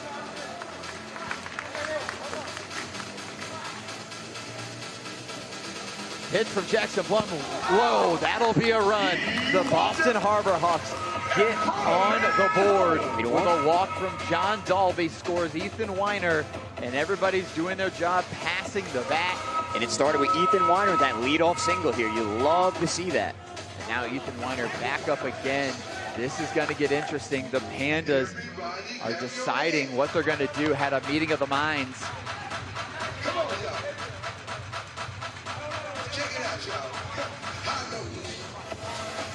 Yeah. Courtesy run for the pitcher. I don't think it's a courtesy runner. I think they're taking Jonathan out of the lineup. Wow. They want the run of Jake Sullivan in his spot, so that's why they're doing it. Yeah. Yep. So this is a full pinch hit situation. Smart pinch move. Running. Very smart move. Jonathan Dalby will be removed from the game. Yeah, you can only get courtesy runner for your pitcher, but you're not going to do that with Kayvon. A nice step out from Jackson Blum. Ethan Weiner. He's having really good at-bats, man. Weiner got this inning going. He's in a big spot. He's got a great opportunity in front of him right here. Have you ever seen Ethan Weiner hit it to pull side? Never in my life. I call it travel every time he swings the bat, though. Too many steps. Too many steps, indeed. With that said, 2-1. They loaded, got a hit already in this inning, you know. Fancy footwork of Ethan Weiner. You'll see it here, and if he would have hit it, it would have come right to our booth. Yes. That's his MO. It's an example there, that happy feet, maybe that's that half a second slowing down to get to the wiffle ball there. I'd be short to it, very efficient to the ball. He definitely sees the ball deep into the zone, though, so he can see it all the way through. Nice eye and plate discipline also from him. What a take by Ethan Weiner. We're full 3-2, big league look at him. Bases, Chuck 3-1, 1 out. Ethan Weiner very good with check swings in his career. Swings. What an at-bat, Skibby here. 77. Oh, too hot. Was it too hot? It was 77 miles an hour. That'll be a walk from Ethan Weiner, and Logan Rose goes to talk to his pitcher. What are we doing? So if they put in another guy, they can't throw against us. So I hope they put in 4 guys. Skibby, put in Jeter, put in Doolin again, put in Carson. With that said, we're probably going to get Ben Doolin anyway. Caleb Jeter, the top draft pick for the Pandas will come into the ball game as they remove Jackson Blum. And Jackson had a great outing, honestly. Yes. There wasn't a lot wrong with Jackson Blum. He was giving them opportunities to hit. It was just the last couple of walks. But like we said in the previous game with the Saguaros, when you have the lead, you need to keep it. But got those strikes. You have to let people beat you with the bat. Leadoff single by Ethan Weiner. 2 walks followed that. You got to force people to beat you with the bat, man. Let's bring in the Caleb Jeter, newly married Caleb Jeter, 20 years old, from Sugar Tit, South Carolina. Goes to Clemson University. Clemson for accounting. He's a forklift operator at Lowe's. And again, only played 1 year of wiffle ball in his life, and he's now pitching on the big stage with bases loaded in a huge spot for his new team. He's a Jeter. You know, I would expect nothing less out of a Jeter. Tom Gannon struck out in his last at-bat. This is the guy you want to go after. Yes. Tom is not really feeling it right now after the strikeout from the plate. Jeter's got to go after him. He's nowhere to put him. Got to put strikes. No, you have to throw strikes. Now, with that being said, though, you can't expand the strike zone and bail this pitcher out. This is his first time throwing the medium pitch style. Bases loaded, 1 out. It's a big situation here, man. So you want to maybe see one. Maybe see him hit the tin. Have him prove to himself, prove to you and your team that he can throw effective strikes. I completely agree. Tom Gannon should have a red light here. There we go. 82, too hot. 80 miles an hour. He's got to get used to his riser. Everybody watching at home, everybody watching in arena is going to be checking out that radar gun. 76 back-to-back. And you get to see Luke and Logan Rose are looking on like, uh-oh, we got to pull it back. 74 off of the tin, though. That'll be good. If these fast pitch pitchers that are trying to convert threw more finger balls, and that helped them with their issues. Wow, 72. That looked a hard 72 there because Tom was very late. He was on West Coast time in that one. But the problem with that, Sam, is that we're playing in Atlanta, Georgia on the East Coast. Now, you got to put the ball in play now. Can't go down swinging. Caleb Jeter. Strike 3 swinging. Caleb Jeter with a huge out. 2 outs now for the Pandas. 3-2 ball game. 2 outs in the bottom of the second inning. Here's your replay, folks, of the pitch. Big one from Caleb Jeter, dropping down, 2-seam action, coming back in on Tom Gannon. That would have hit the zone, but it just cut last minute. Great spot, great pitch. But if you're the Harbor Hawks, this is the situation you want, the guy you want. Exactly right. Big moment for Kayvon. Kyle Von Sloshton, 78. That was a fantastic spot, but just too hot, too much sauce on that one. Gotta wonder if it was 3 miles an hour under, would it have done the same thing? 74. That was a road out. Right? Want to see him throw a strike or expand the strike zone here. 1-1. Jeter looks dialed, though. You look at his eyes, man. He wants to be out there. Oh, man. I got him chasing again. How fast? Okay, that pitch speed was good. We're 1-. I can't tell with Preston Cole if he's saying yes, it was hot or yes, it was good. I hard to was tell. Hot. See what happens here. 73, that one was good. We're 2-2 count. 2-2. Here we go. Can Caleb Jeter, with his newlywed wife watching, can he get out of this one for his team? And he does! Unbelievable. Jeter comes in, shuts the door. 3-2 going in top third. We got a ball game here, though. Back-to-back strikeouts for Caleb Jeter to end it. Take a look at the replay, folks. Unbelievable finish for Caleb Jeter. We will see you shortly for the 3rd inning. 3-2. Pandas still holding on to that lead. Yeah, what a game, man.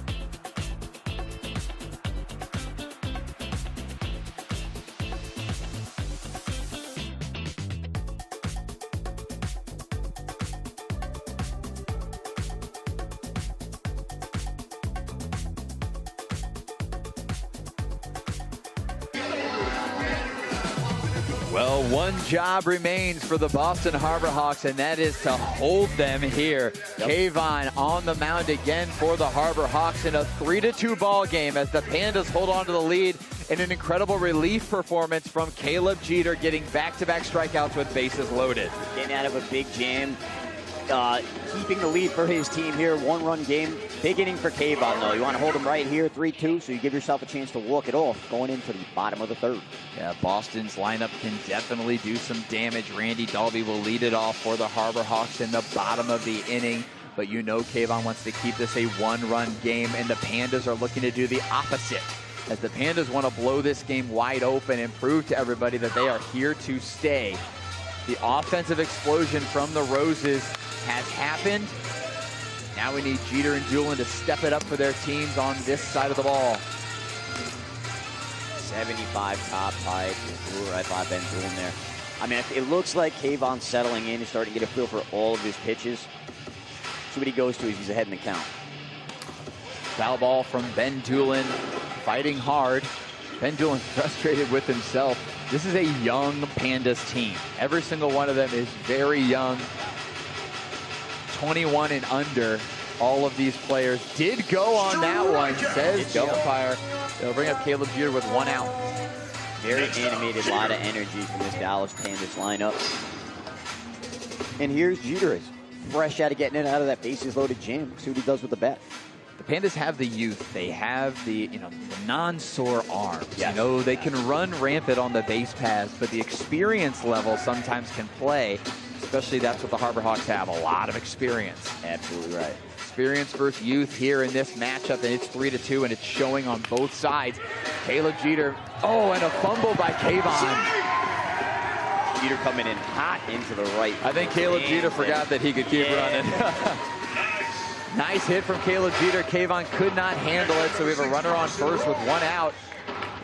Brings up Carson Rose, the only Rose in the lineup that doesn't have a home run. Let's see if he can change that here. Pitch from Kayvon to Carson Rose. That ball just floated into the zone. Strike 1. Great spot right on that inner half there to Kayvon. 5 hits from the Pandas has resulted in 3 runs. The ownership group of Dude Perfect is excited to see this from their team. You'd love to see them even it out, going 1-1 into that ESPN slate tonight, where they still have a chance to go 3-1. Yes. And really cement themselves in that playoff picture heading into, arguably, they have the hardest schedule today. Yes. They're facing off against every other team. They can't settle in with the team and play them twice. They have new pitchers, new teams every time. They have new hitters that are facing off against them. So the Pandas need to have a good day today, because I believe, and here's another ground ball. Nice play from Jake Sullivan to pick it up and hold the runner at second. Nice play by Jake. One away butt, got a runner in scoring position now for Dallas, and Jeter's very fast, very athletic guy. Logan Rose already got a home run this ball game, so he's feeling great at the dish. See if he can convert.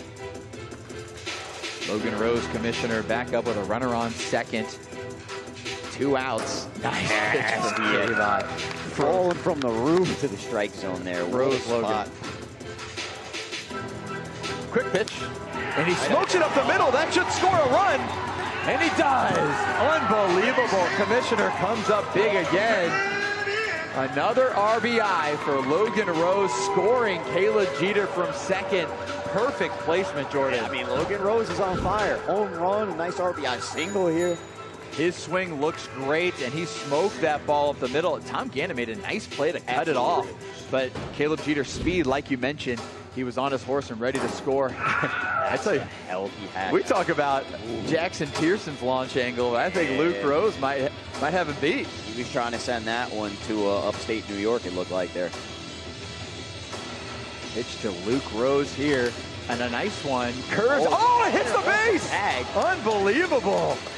That's what a wiffle ball will do. Yeah, Boston trying to say foul, but I saw it bounce off the third base bag.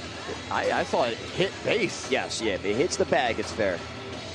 Boston cannot call for a review anyway. They lost it from the home run call from Luke Rose. Luke Rose's second hit of the day. Looking like Dallas is figuring out Kayvon, and in this medium pitch style, like we're saying, when do you go to another arm? It's not an issue of Kayvon throwing strikes. It's an issue of they've seen him so well. Third time through the lineup now.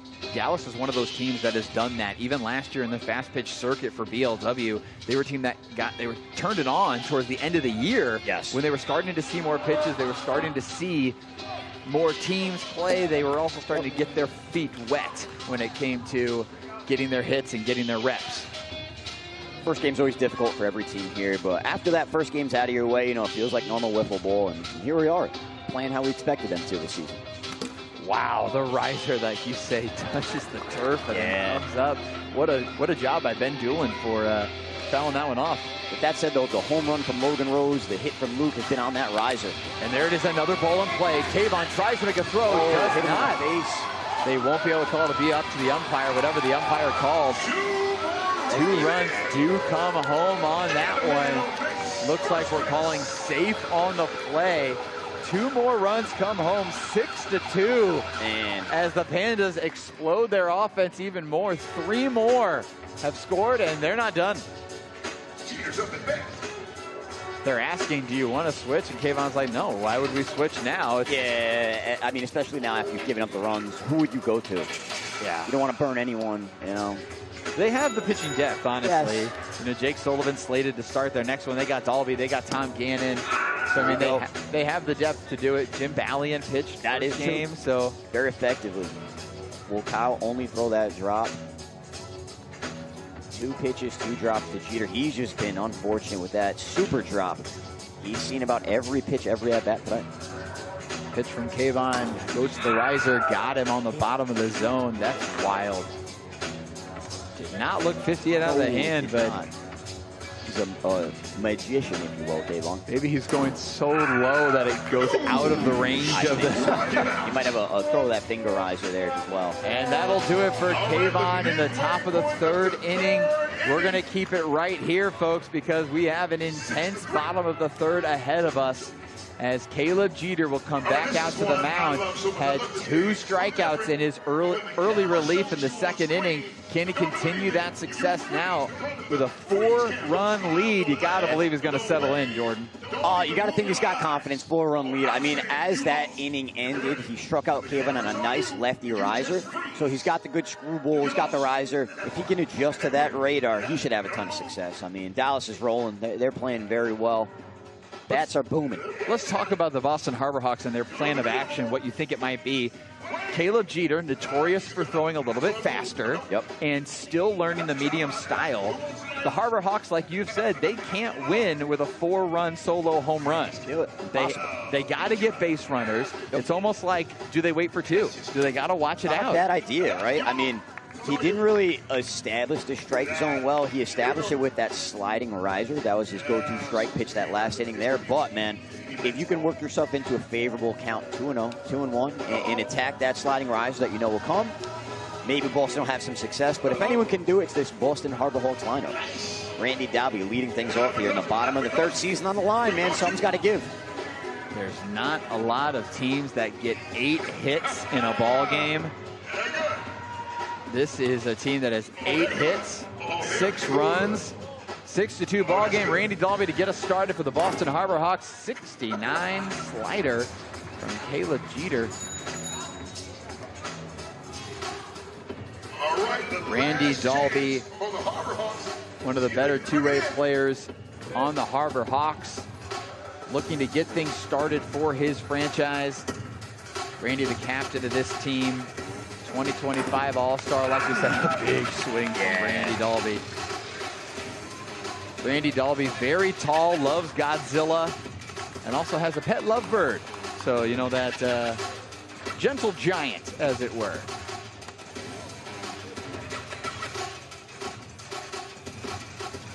Caleb Jeter, lots to work with here. Need a leadoff runner here for Boston. Need Dalby to find a way on. Wow, swing and a miss on a not great pitch. Did not want that one, Randy Dalby, to get them started. Jake Sullivan will come in for John Dalby, like we mentioned in the pinch runner situation.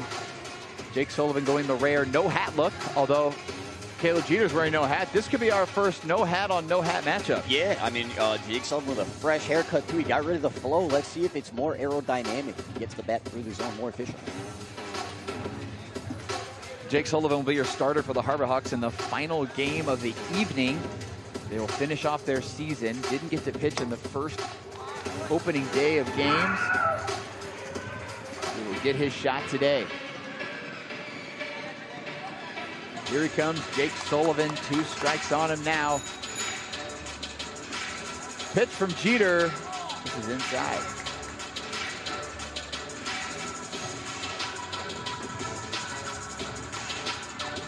Ethan Weiner waiting in the wings. Hits the side, and that'll be strike 2. Full count. Got to find a way on for Ethan here. He's been having a great day at the plate. Good at that. Walked him. That was a good one from Jake Sullivan. Jake Sullivan has the energy to get this team hyped up. Jake Sullivan, 20 years old, the youngest player on this team by 7 years. Yeah. A lot of wiffle ball experience, though, across various styles, various formats. Jake Sullivan, a current door dasher and golf cart attendant, economics major, lives in New York. Also a big geography flag guy. Knows a lot about flags and geography. Maybe we'll have to test him one day. He is a very intelligent individual, Jake Sullivan. I believe goes to Boston University, so it says a lot there. Very smart guy on first base. Oh, Weiner, another one. Yep. Always late as Ethan Weiner.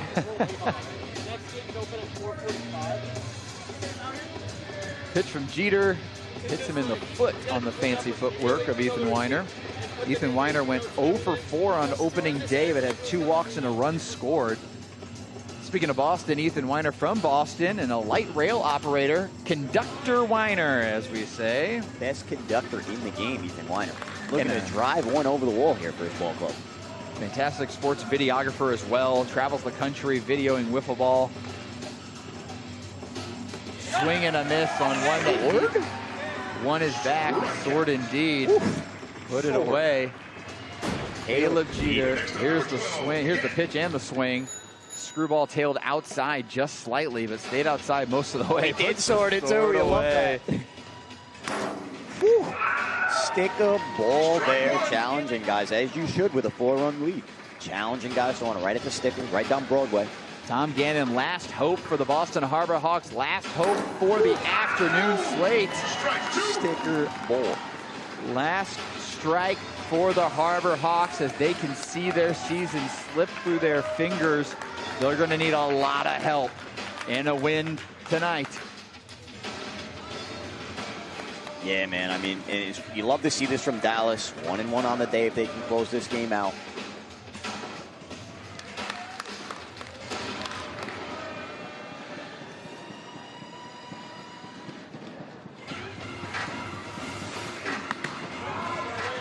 Pitch outside. Caleb Jeter, Tom Gannon, final strike. It is, and there it goes. Caleb Jeter comes in to shut the door and earns, I think, the first BLW save of the season. Absolutely right. Yes, he did. First win of the Dallas Pandas season as well. They improved to 1-1. They have 2 more games in this ESPN slate tonight. I mean, what a great slate. Las Vegas Scorpions improved to 2-0. A lot of big matchups with playoff implications moving on to this afternoon slate. That'll be on ESPN+. I mean, player of the game, I'd say the Rose family, the entire Rose family. Yeah, Logan Rose is going to get the interview here, but Jackson Blum, a nice start, and everybody's going to be out there.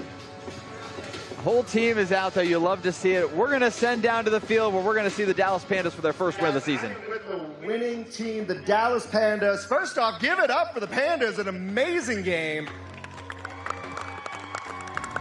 Now, it was really close after that second inning, but you guys just blew the lid off the arena. What was going on through your head the one you got people on base, you're scoring those runs, and you're building that big lead? I'll start with you. Yeah, it's just the next guy up. We know we play as a team, and we've seen this team before, and we're just excited, and we got our first W of the season, so let's go Pandas. We love our support group out there. All right, now Logan, you had an incredible night hitting, including straightaway center field home run that I think shook the roof off this place. I know that you were feeling jazzed, but seeing everyone else come up to home plate, how does that make you feel as you're crossing the plate? I mean, that moment was crazy. I definitely didn't expect that, but it came in a big spot for this team, and I'm just glad we got the win. All right, so coming out to this, I know we're kind of taking a little bit of a break right now, but as you guys approach the next set of games, how are you going to carry this momentum going on into the next game? We just keep going guy to guy at the plate and keep throwing strikes. That's all we have to do. All right, well, congratulations again for the win. Give it up for the Pandas. It's been awesome being here tonight. KD, I'm going to toss it back to you to close us out. 6-2 your final score. Pandas get the victory on the Rose Show here at Intennse Arena. We'll be back after a short break. This summer, 2 fan favorites are back. Honey, pepper, pimento, pineapple, dragon fruit.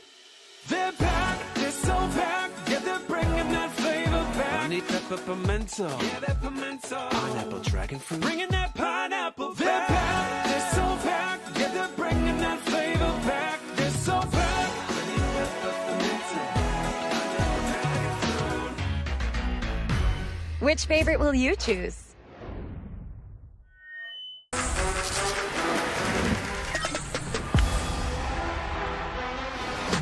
As baseball CEO of H2O, I'm here to make sure this game runs on the best hydration. This is baseball's water. Show me Ice Mountain. Arrowhead. I see you, Deer Park. Poland Spring. Ozarka, show me Zephyr Hills. From the springs to the field, because in baseball, there's hydration, and then there's our spring water.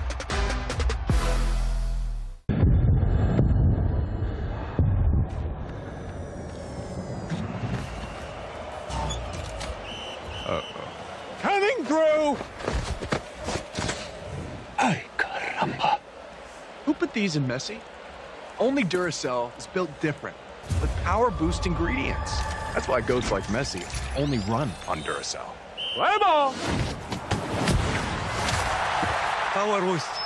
Power boost! This is the Pocket Radar Smart Coach, an essential training tool for any athlete who is looking to get better and play college baseball. This technology allows players to track velocities and build training routines around the metrics that the Smart Coach device delivers. The Pocket Radar Smart Coach is used at every level of the game, from younger players trying to earn a college scholarship to professionals. What this technology does is incredible. Whether you're a pitcher or a hitter, this device helps ball players train harder, train smarter, and compete more effectively. If you're looking to help your ball player get better, Pocket Radar is a product you need to incorporate into your training. I was having trouble getting through chapter books until one day at Sylvan, it finally clicked for me. I felt like I could just tear through any book that comes my way. Sylvan Learning. Together we've got this. Adventure 1, this is Urban Air. You are cleared for launch. All systems go. We have liftoff. Urban Air. Adventure Unlimited. Guys, the investors pulled our funding. What? I just bought a jet ski. What do we do? I guess I'll just start running a cash burn analysis. I'd go tumblers. Like acrobats? No, custom branded tumblers from Custom Ink. More water, more productivity, more funding. That's our strategy. Custom Ink can't fix all your business needs. I am thirsty. I want one of those. I want one too. But we can outfit your team for the road ahead. With over 10,000 swag options, Ink is more than you think. And that'll do it here at Intennse Arena for the afternoon slate. Let's take a look because we have some great matchups, Jordan. Las Vegas gets their season started with 2 wins. Your LA Naturals 5-0 now after the win against Arizona. And Dallas with a huge win against Boston that had implications, for playoffs. Talk about the playoffs going into the evening slate. I mean, Boston, can't say they're still playing for their life, but Vegas still has a shot to go 4-0 for the day if they can win these 2 games.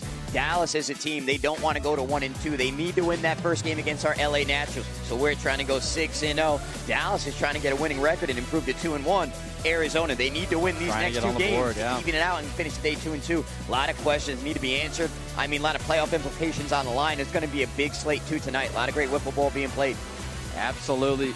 We have so much to talk about for the afternoon, so much for the evening that's still yet to come. The afternoon belongs to the history books. 4 more games, unforgettable moments, and another important step in this inaugural season. But Sunday isn't over. When we return tonight, the spotlight shifts to ESPN Plus as Big League Wiffle Ball takes center stage once again from Intennse Arena at Assembly Studios in Atlanta, Georgia. For Jordan Robles, I'm Sam Skibby. We'll see you tonight on ESPN Plus.